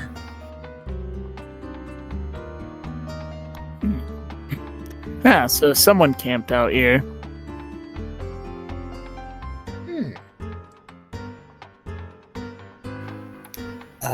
Is Ryda doing anything more than just staring toward the castle? That's a good question. I also like how Ryder's like, well, I already got hit by crystals, may as well climb these ones. God, the voices, they're calling me. Ryder's gonna look over their shoulder back towards the group and seeing them scour things. And then towards Deadeye to see what he's doing. Oh, Deadeye? He's currently, just sort of, like, nudging the Stover corpse with one foot, trying to look around, see if there's anything he can grab, because he's not interested in grabbing the crystal crossbows. Not sure if he can even use something like that, so...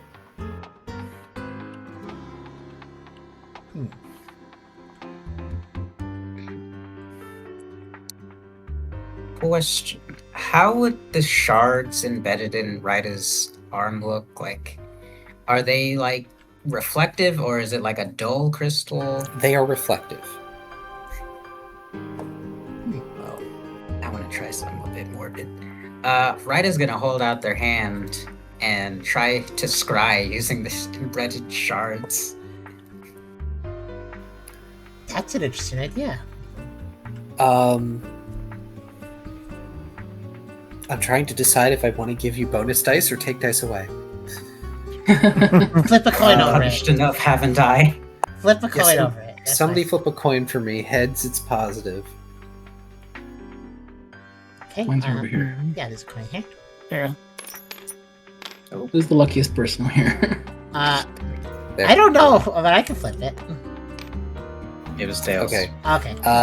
At -6, God. the shards you still have in your arm are not terribly large, so you're gonna have some difficulties. I mean, that's still a 5.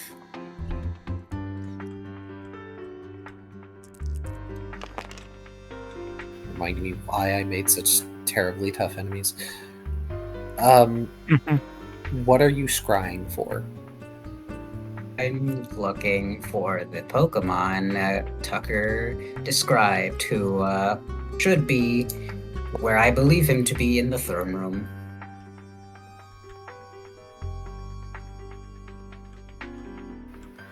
So on a 3, given what Tucker has told you, your personal connection to the target and how powerful the target is, as well as your proximity to such a location, the reflections are small, but you do see a broken up image across the multiple small reflections of the Usurper, the tyrant that's currently running this little kingdom, sitting on their throne, looking like the smuggest asshole you have ever seen. Oh, nice. They are wearing Right. her crown. Oh no, you right up Uh-oh. visibly looks angry to the point where you can see them scowling with their teeth bared. Oh, Ah, you son of a bitch. Can I try to mark a justice? Since I can visually see them. you can try, but know that it's gonna be at a total of -9, including the accuracy minus from Mark of Justice. Is that even doable? So that's a -10, you're saying? No, -9. Oh, okay. Like including Mark of Justice, that's -9.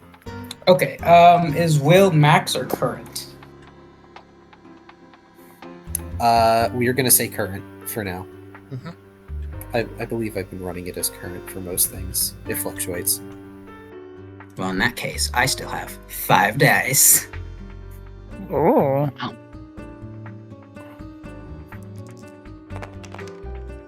And a bravado. I do have a bravado. I will use my bravado. And if I have to, I will it.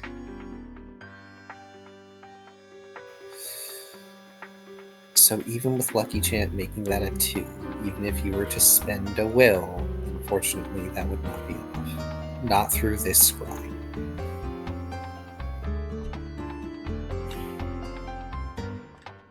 Well, They're too distant, and the scrying is broken up too fractiously. I suppose in that case, I just have to get closer. Red is going to teleport off the roof onto the path. Nice, nice. Speaking of getting us all down, Ralph is gonna bring that mattress up, throw it off the side of the roof, and be like, "Okay, everybody down." Just like, safe way down. Instead of just going down through the building. Yeah, it probably and has the a door front down. There's probably a door down there, but that's fine. Oh yeah. Shit, see, Ralph. Normally, houses have doors somewhere. It's an interesting it's a feature. door there. I Okay, like to never- imagine that Ralph ignored the door. He got distracted by the scorch marks and the bedding is like, oh yeah, the bedding would make it easy to get down here. Grabs the bedding, comes up, tosses it off, and then just Didn't it have a door? Oh yeah, there was a door. Oh yeah. Yeah, Oh, and yeah. go back through the door. Maybe Yeah, Ralph then just go back assumed up a to the flying door. type lift here. It's like, oh, they just fly up to the roof. That's their door.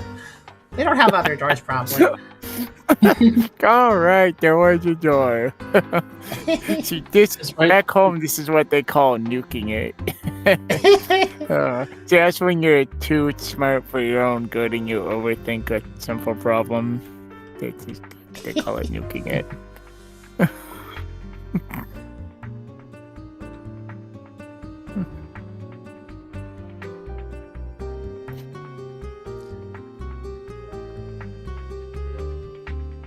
Does Ryder still have crystals embedded in them? Yeah, some smaller ones. I'm not gonna make you roll to teleport if it's gonna be nearby. Yeah, it's just down to here. Oh yeah, you're fine. Brooke sees Ryder teleports and says, "Hey, wait a minute. We still need to get those shards out of you."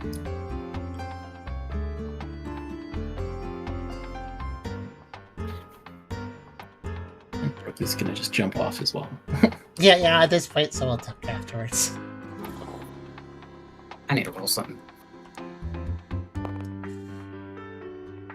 You dare defy my orders? Ryda ignores Brooke and starts walking.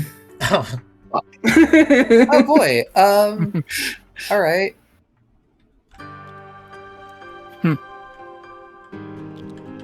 Okay. I guess that's a good place for us to stop. With Ryda already going gung ho Awesome. about this. Go traveling to the next map. I'm gonna take the mattress with me and follow her. It's more. I've already tested it. It's more comfy than the sleeping bag. All right. Ralph has a mattress. If you you're set ready it if up they right, throw another sleep bomb at you. if Ralph wants to, he can set it up as cover across one line of a square. Ooh. Yes. Cool. I love when creative choices are met with creative ruins. Hang on, we're gonna make you. A mattress card. Can I do an ending line after that? Yeah. Okay. So, as I wrote, when Tucker was on the roof, he overlooked the mess from the roof and looked rather frustrated at all the new death that had to happen to previously innocent Pokemon. And as they start to walk, Tucker expresses, loud enough for others to hear, but more just to himself, if this infection is being caused by somebody like this, if this is Ryda's target, I don't think I mind them taking out that target at all.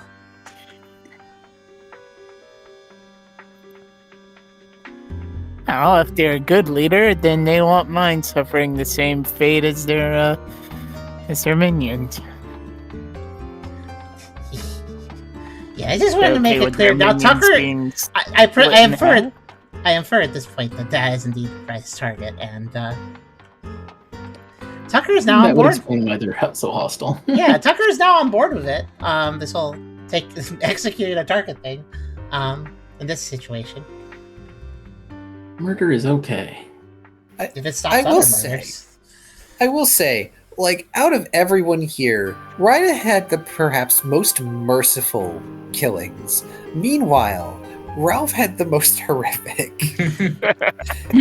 which is a big turnaround. Like, I don't know how much sympathy you can have for a Golurk, considering how much of a construct it seems to be, especially in its current state.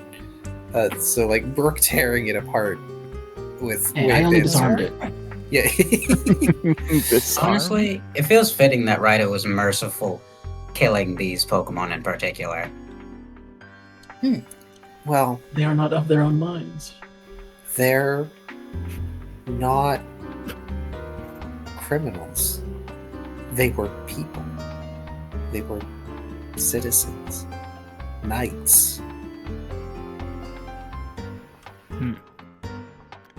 I feel like Ralph might be still a little bit hyped up on fear and adrenaline to attack as brutally as he has. So in preparation for next time, I'm going to move your tokens off. We can get rid of all of these tokens.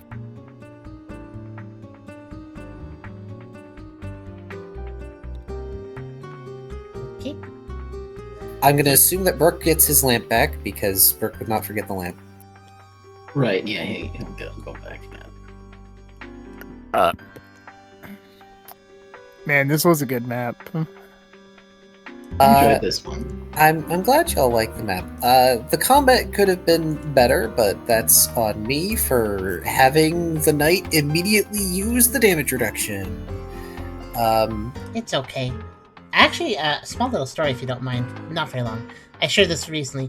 I was watching somebody play the Baldur's Gate games, and the first Baldur's Gate game, he really liked it, but then the next one, where now it let you use the over-leveled party and stuff, and the counters were stronger and stuff, that game was worse, apparently. Effectively, what was kind of, not actually Baldur's Gate 3, but like the DLC to Baldur's Gate 2 or something. Anyways, yeah, you start with a higher level party, and all of a sudden, the counters just had a worse cadence in that game, and he went over, explained how it's much harder to build a good campaign that starts with a high level party than one that starts with a low level one. And I think that extends to tabletop too. It becomes harder to balance things with a higher level party. Oh yes. That's why there's an entire, for say Pathfinder 1E, there was an entire sort of thing. It was called E6, or effective level 6, where you would never level your characters beyond 6, but they could still get other things. Like a variety of, say, feats and equipment and stuff like that. They just wouldn't be able to level their class beyond level 6, and that helped keep things in balance for a certain style of play. Yeah, I see. Level cap would give other perks. So, yeah. As another aside, and most further combats you get in going forward in this peninsula arc will not be this large. If you do get into a point where you would face a lot of enemies, I will warn you beforehand. I will ask you if you're sure. This combat is an introduction to what can happen, and this is also me, like, and I'm going to just come out and say it, like, hey, if you just go waltzing down the main street, it probably won't go terribly well for you. Yeah, this was a smaller settlement. Yeah, this is a small settlement. This isn't the entire settlement, but this is like a small settlement. Yeah, it's a little town along the road. Ryda, vague memories, like that night that you fought that got crystallized was probably the only one that was out here. Because normally you wouldn't assign a full knight to a settlement like Halfcliff. So they were probably like the only one out there defending citizens at the time. Normally they might have relied on the Golurk, which probably functioned as like a town guard. Also, just to clarify for the chat, what I meant was Baldur's Gate 2 Shadows of Amn was really good, and the reviewer liked that a lot. But then when he was playing Baldur's Gate 2 Throne of Ball, which was the expansion to that was the one where things got messier, because it involved a higher level party being the expansion. And that's where things got messier. Yeah. I wasn't actually talking about Baldur's Gate 3, just to be clear. I think that game's good from my understanding. As far as a delicate balance of having enough enemies that are strong enough, but also enough enemies. Because you kind of want like weaker minions, like weaker fodder, just to give the other guys some action economy, but they can't all be as strong as each other. Yes, and I will say that while there are more knights in the city proper, most combats are not going to necessarily involve knights or characters that have the Veil ability. Which will make life easier, and now you all have also learned, like, oh, the ambusher likes to dig and then pop out and toss status ailments at you. The brute didn't get to show it off, but the brute is capable of hitting multiple characters that are in front of it at a time. the archers hit really hard from far away, but suck at doing anything up front or against physical attacks. And the villagers are just sort of all around mediocre. Yeah. Villagers are just meat puppets. Yeah, the knight is a problem.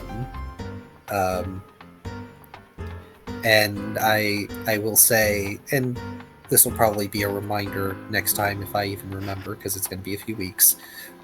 Team attacks help you bypass defenses. Yeah. So it really did help a lot when Tucker applied a team attack with Rida. So if you all are having difficulty with a foe that you are faced with, fighting together is always an option. We also probably won't be using another grid map. So upcoming combats will mostly be Theater of the Mind. Okay. There is another grid map, but that's going to be for the end. Ooh. I will say this. I think it's fairly obvious at this point that we're not quite as good at / hype as combat. When I say us, I mean me and Charm. That being said, do not feel discouraged from doing combat further forward here, because this is a dicey situation. So obviously we might want to be doing some stealth tactics, but even so. One thing I did notice, and I just want to comment on this because I feel like it's good to tell the DM this, that mental combat thing, I found that way more engaging. Not only because of the intrigue of it all, but also just seeing how in the mental verse how attacks worked out and how they flux from what would normally be expected and stuff. That was interesting. And I just want to say that I wouldn't mind doing more of that in the future. Well, you may get the chance at that in the future. I won't necessarily promise when or where, Of course. but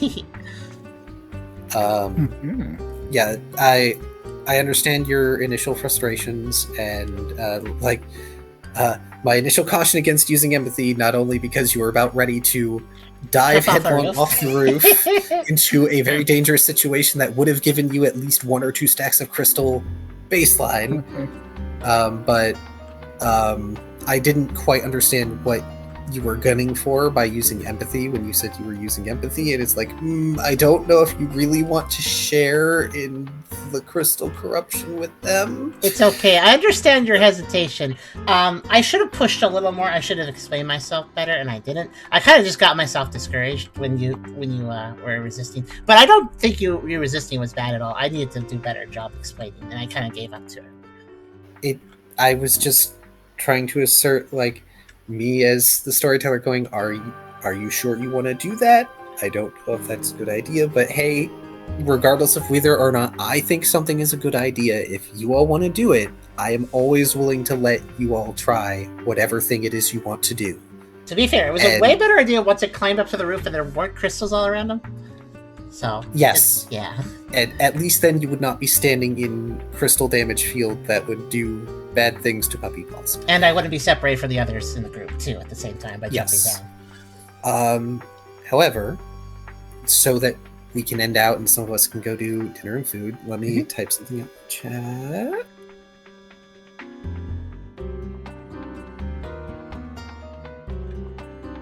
Is it the experience we gained? Those are the total enemies in the combat. And I need to get you the experience for that many. I think what was tricky for this combat for me, which made it really difficult to enjoy it, was that accuracy debuff I got at the start really messed up everything. Because I don't have the highest rolls in the first place, so I don't have tons of dice to waste.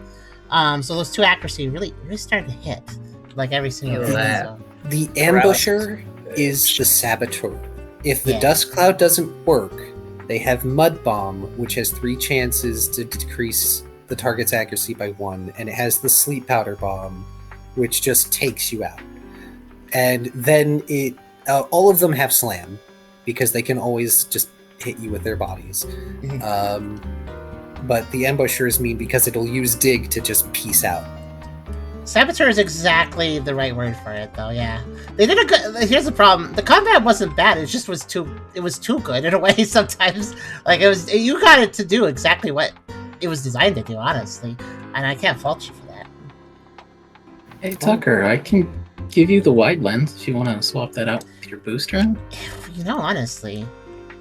And that'll give you one more accuracy than normal. That should be Sure. something.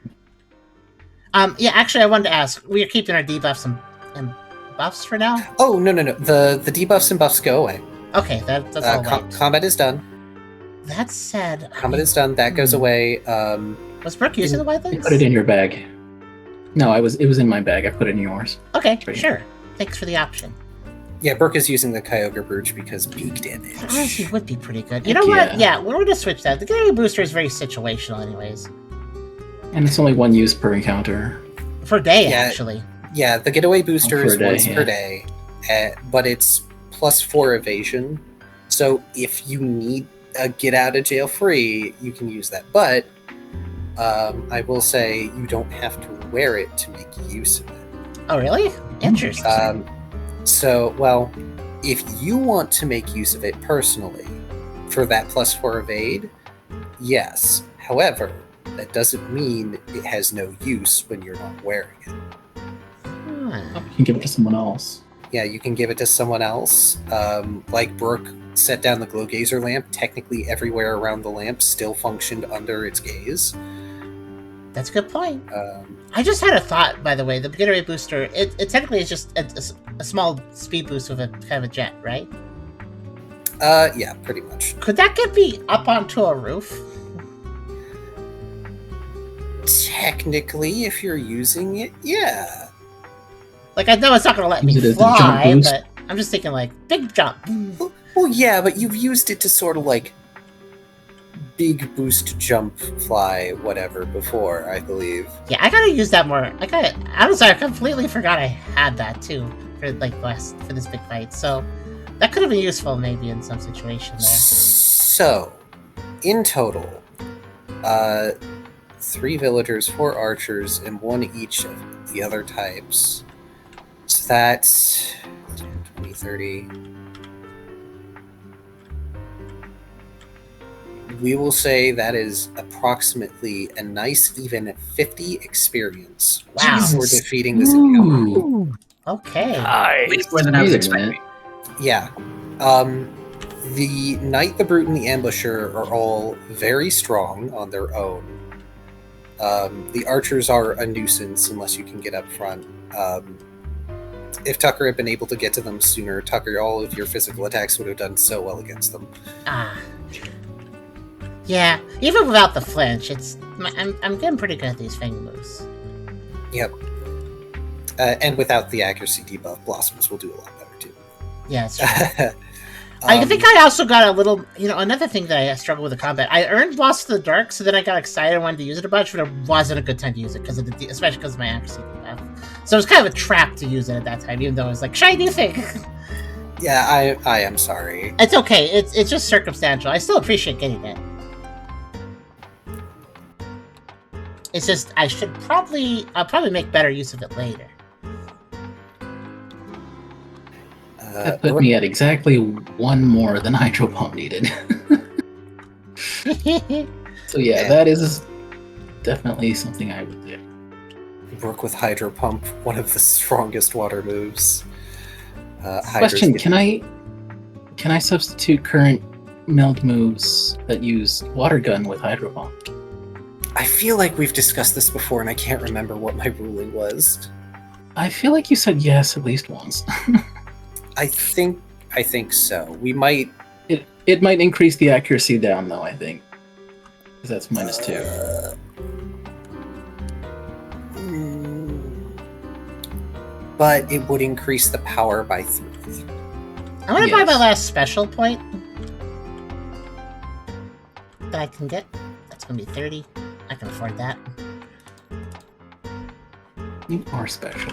Ah, Oh. thank you. Oh, what does that do besides getting a special point? Oh, it gives me a Q point, and does it affect special defense? Or no. No, insight No, is that's special insight. defense. So Yes. no other stat changes, right? Yep. Okay. Oh, But now, get Blossoms into- of the Dark is slightly stronger, as well as Dark Pus. And so. yes. Yeah, if you want to swap out... water gun for hydro pump will... Here. In the descriptions of ice gun and shatter shot, I'll just...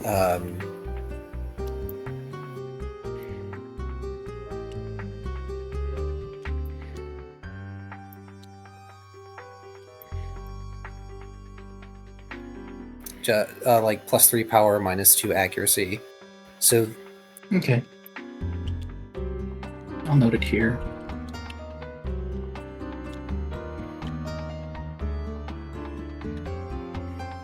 So they are increasingly inaccurate, but ridiculously strong. And I'll say that if you want to use the water gun version to maintain the accuracy, that's fine, because we have the usual cards. Oh, here it is. There, I have a note about it. I guess. And you already mastered them, so it's fine. Yeah. Sorry? Yeah. Oh, I was just like, oh yeah, what was the... I know it doesn't matter that much. I was like, I think that's 4 levels. Yeah, that's 4 levels. Let's see, 14. Yeah, but 50 experience seem appropriate for that fight? Give it a That 2 session good fight, to 50 me. experience. I think that's quite fair. Hmm. Using that experience, I boosted my evasion. Actually, by 2. look, realizing that all my moves typically use dexterity, even though dexterity is my weaker stat compared to strength, which I could increase strength too, actually. Wait, I could increase strength right now. I still have enough points.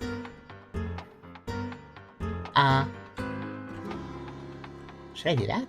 Oh, it's 8 o'clock now. I gotta go. Yeah, I'm sorry, Kyrio. Good night. Yeah, I've taken care of everything. Everyone- I need to. Good night. Good night. Good night. Yeah, time I- spirits card. Okay. I do hope everyone had fun. Mhm. And I think. I do promise that I am not going to pitch you against such a force in such a manner again. It's okay, Kyrio. Karserus, I did have fun. There's ups and downs for me, I will admit, but really, you gave me a really good scene there at the end. That was a lot of fun to do. I like to pride myself on my ability to adapt on the fly, but Indeed. I think I'm gonna purchase Sleep Talk if one of you guys could clone it for me. And Sure. Which one is that? That's support? I got it. Okay. excellent. All you then. Tis a support. We're over here. I'm unsure how we will determine randomness. Maybe a d20 and reroll if it's not like 1 through 15. Which of these moves is strength based? I guess I have to look over it. I wonder what made them make anything involving biting is dex. I guess it makes sense, sorta. Bang, bite, crunch, it's all dex. I need some strength moves. Well, most moves are their accuracy is Dex Fight channel. It's mostly status moves that use different things.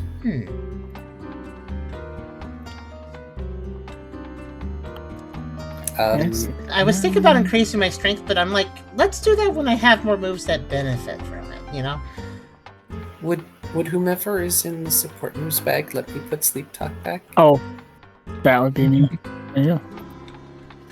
Limitation is searching. Actually, I think I'm Sucker going the route of Tucker when it comes to spending my last bit of experience.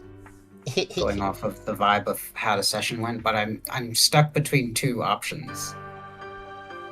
Either nature or intimidate. My recommendation would be nature.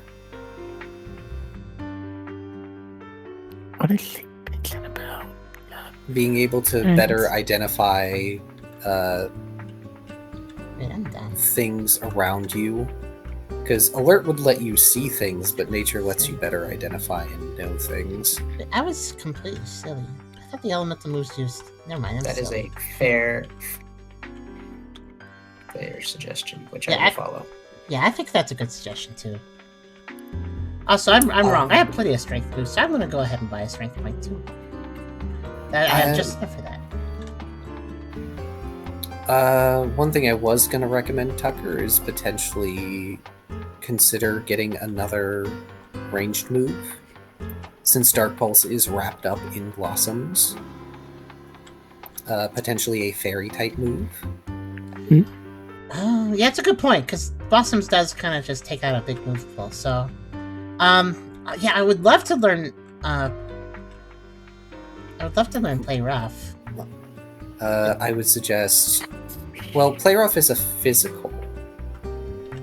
Yeah, it's a physical. I was going to recommend Moonblast. Do I need a special condition to learn this? It's not on my sheet, so... It's on the... Well, you're not exactly a normal That's true. That seems like... Okay, let's see, Moonblast. Honestly, that seems like... I think people brought Moonblast up to me before, actually. Moonblast, or you could do a Fairy Wind, but I don't know if we could justify Fairy Wind as much as Moonblast. I think Moonblast makes a lot of sense. Another alternative is Dazzling Gleam, because Sparkle Puppy. Actually, that's not bad either. Another choice would be Disarming Voice, which uses Insight Contest to Lore. That makes sense for... K9 can generally do something like that. All foes in range. Deals emotional damage. Let's see. This always makes targets feel bad. Always makes them feel bad. Honestly, that probably is the most fitting one, I'd say. Between the options here. Let's see. Switch +3, all foes in range. Never fail. Yep, what does never fail mean again? It means that even if you would roll a 0, it counts as 1, and technically they can't evade it. They can clash it, but they can't evade it. I think that would benefit me. A never fail move, that is. Yeah, I think I'll... alright, I'd like to get Disarming Voice. What should I spend for it? I will say, for Disarming Voice... what Pokemon learn Disarming Voice? Actually, that's a good point. If we just look at the book and find one that has it, we'll see what that price would be. Let's see, what book would that be? That would be... I guess any of the Dexes, so probably a later gen since there's more fairy types. Let's see.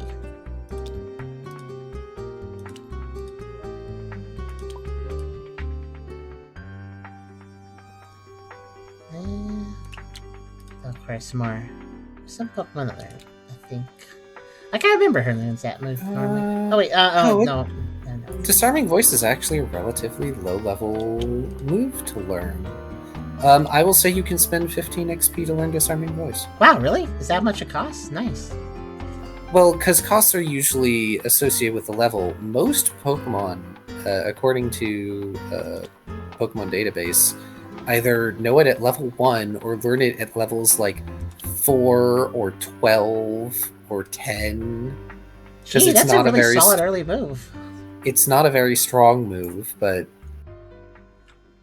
Its benefit comes in the Never Fail, plus it hits everything, so... It's the fairy equivalent of, like was said in chat, like Ember or Water Gun. To be fair, those moves could be carried quite a ways, too, into most of the games, if you know how to use them.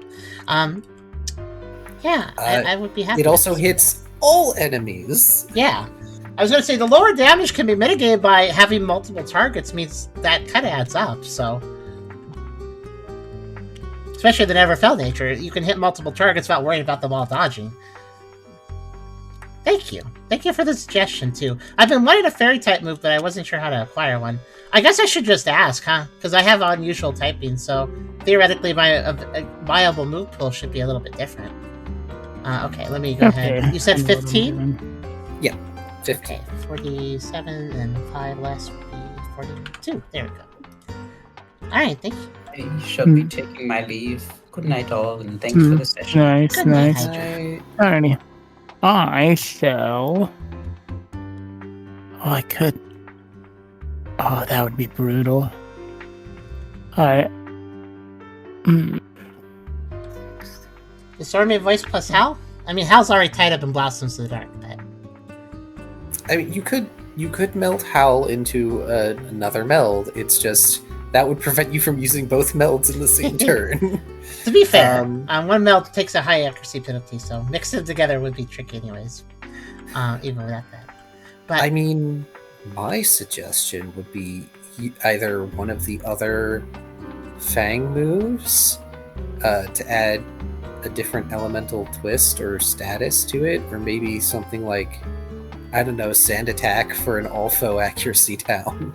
Honestly, if Disarming Voice could be melded into something else and Brinkets never fell along the way, that could be very useful. Because if you can extend Never Fell to another move, basically, that's pretty good. Yeah. Yeah.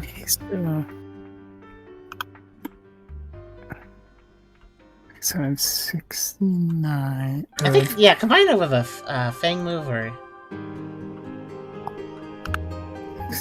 even like just Bite. So I could honestly, it could make sense with Bite or Crunch because that way I'm staying fully within stab. That is an option. Subtract 18 equals 19. What are you doing, Tubby?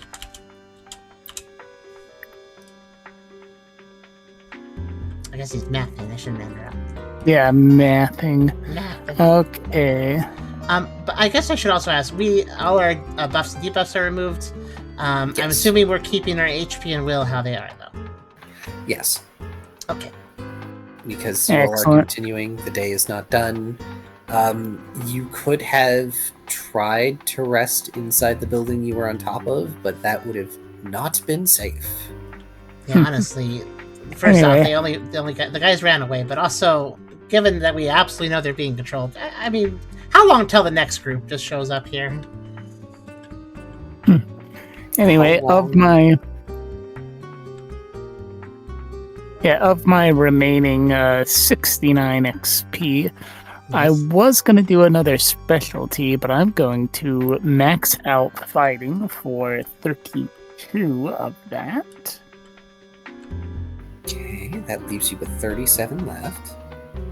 Excellent. 37, subtract.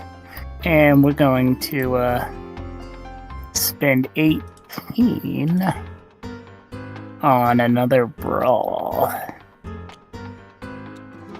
Oh, that's certainly a useful one for you. Yeah, I thought about going one more on special and then one more on either of these, but I'm like, I could just double down on what I'm good at. Yeah. Because most of my moves are physical and not special. And now that I have Sleep Talk. Sleep Talk's into Metronome. Has to gamble even more. Have fun figuring out how we're going to randomly choose that. I'm thinking like a D20, and we just assign each move a spot on the D20. Natural 1, forced to use Alter Fate. Would not actually do that, by the way. Alter Fate has to be a conscious choice. Yeah. Plus, Sleep Talk specifies moves, so I'm thinking it also can't roll reallocation or any of the basic moves like Strike or Cover Ally. Yeah, because Sleep Talk specifies choose a move at random. You know what? That mental fight had me clashing. I'm gonna spend 2 points in clash, which I've literally never done. Maybe that should cost. Let's see. With your approval, a nat 20 lets me choose. Yeah, it's just gonna cost 12. So. Wait, what'd you say? What was your idea? On a natural 20 roll of the die, if he uses sleep talk, I get to let him choose what he uses. That sounds kind of fun.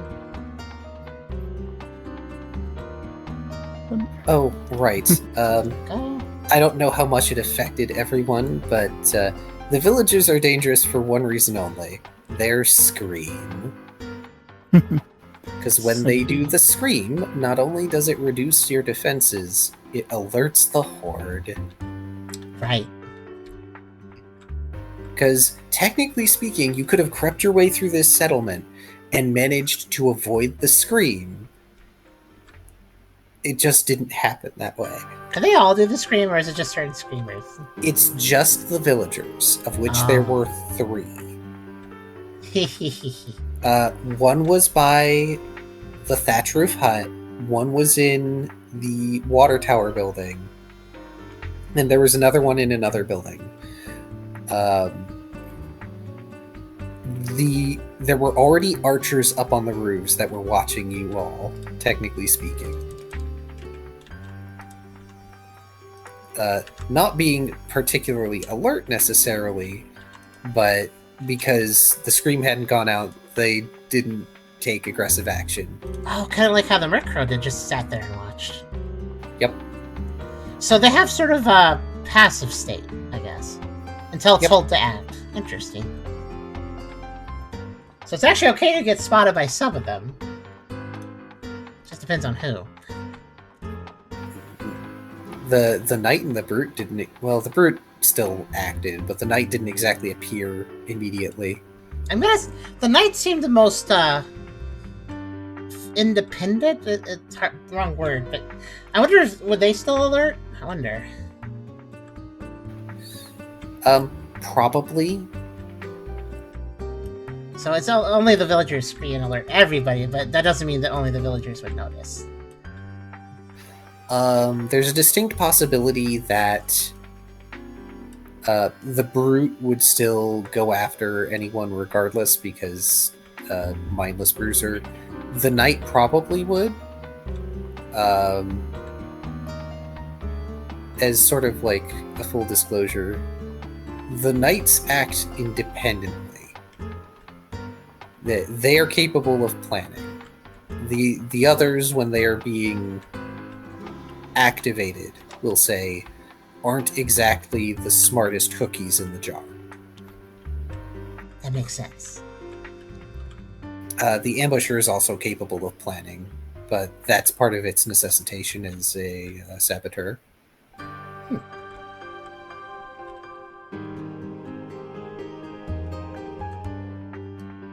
You definitely put a ton of thought into this. I do find the enemy types quite interesting. I felt so bad last time that people were trying so very hard to remember the typings. I still remember stopping and being like, okay, you can stop allocating brain power to this now. You don't have to worry about it, I promise. I know, that was mostly a me thing. Honestly, that's part of the reason we're bad at combat, as in me and Charm. It's hard to figure out what to prioritize in combat for us. Which also means we are bad at setups, because we think about too many things. That being said, like I said, when that Mythal Realm thing happened, that was interesting. It reminds me of a few other times that Tucker was in a Mythalverse and doing actions, and I think that's always automatically really interesting. Because it always leads to different effects than normally would happen if similar actions were taken in the physical space. Also, I'm actually not upset that Tucker got crystalled. That actually kind of adds to some ideas I had.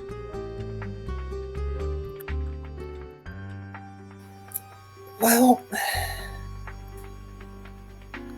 if your evasion roll had been higher, there would have been no chance of that. As it stands, you only got a little scratch, thank goodness.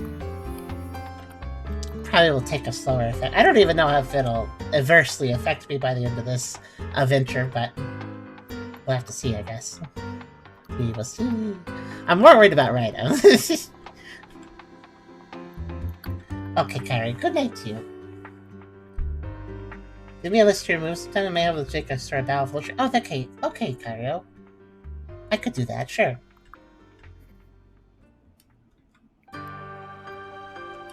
Yeah, I'll do I'm that. just laying it down then. Yeah, I'm just assigning to a D20 down the line of how they happen to be arranged. Oh, okay. You do anything else significant though, Tubby? Aside from just some organization? Yeah, after this now. Rest. Yeah, I'm done spending points if that's what you're asking. Yeah. I think I'll end the video because I think we're kind of winding down here. I actually haven't done that yet, so. I believe I'm at 19 left. There we go. Let's finish counting that. But yeah, I do hope everyone had a good time though. And I appreciate everyone's patience with watching these sessions because I know that we had that, I think, 3-week break before session 156. And we're going to have another 3-week break before session 158 because of Christmas stuff. I'm sure everybody understands that. And I hope you all have a good Christmas time too. Of course, I'll be doing more streams during this break, just not Pokerole. So look out for that. But yeah, I guess we'll see how this adventure continues when we hit next year, January. It should be on I think it was the 7th we should return to this. So I'll see you guys for session 158 then. And I hope you all have a very good Christmas. Good night, everyone.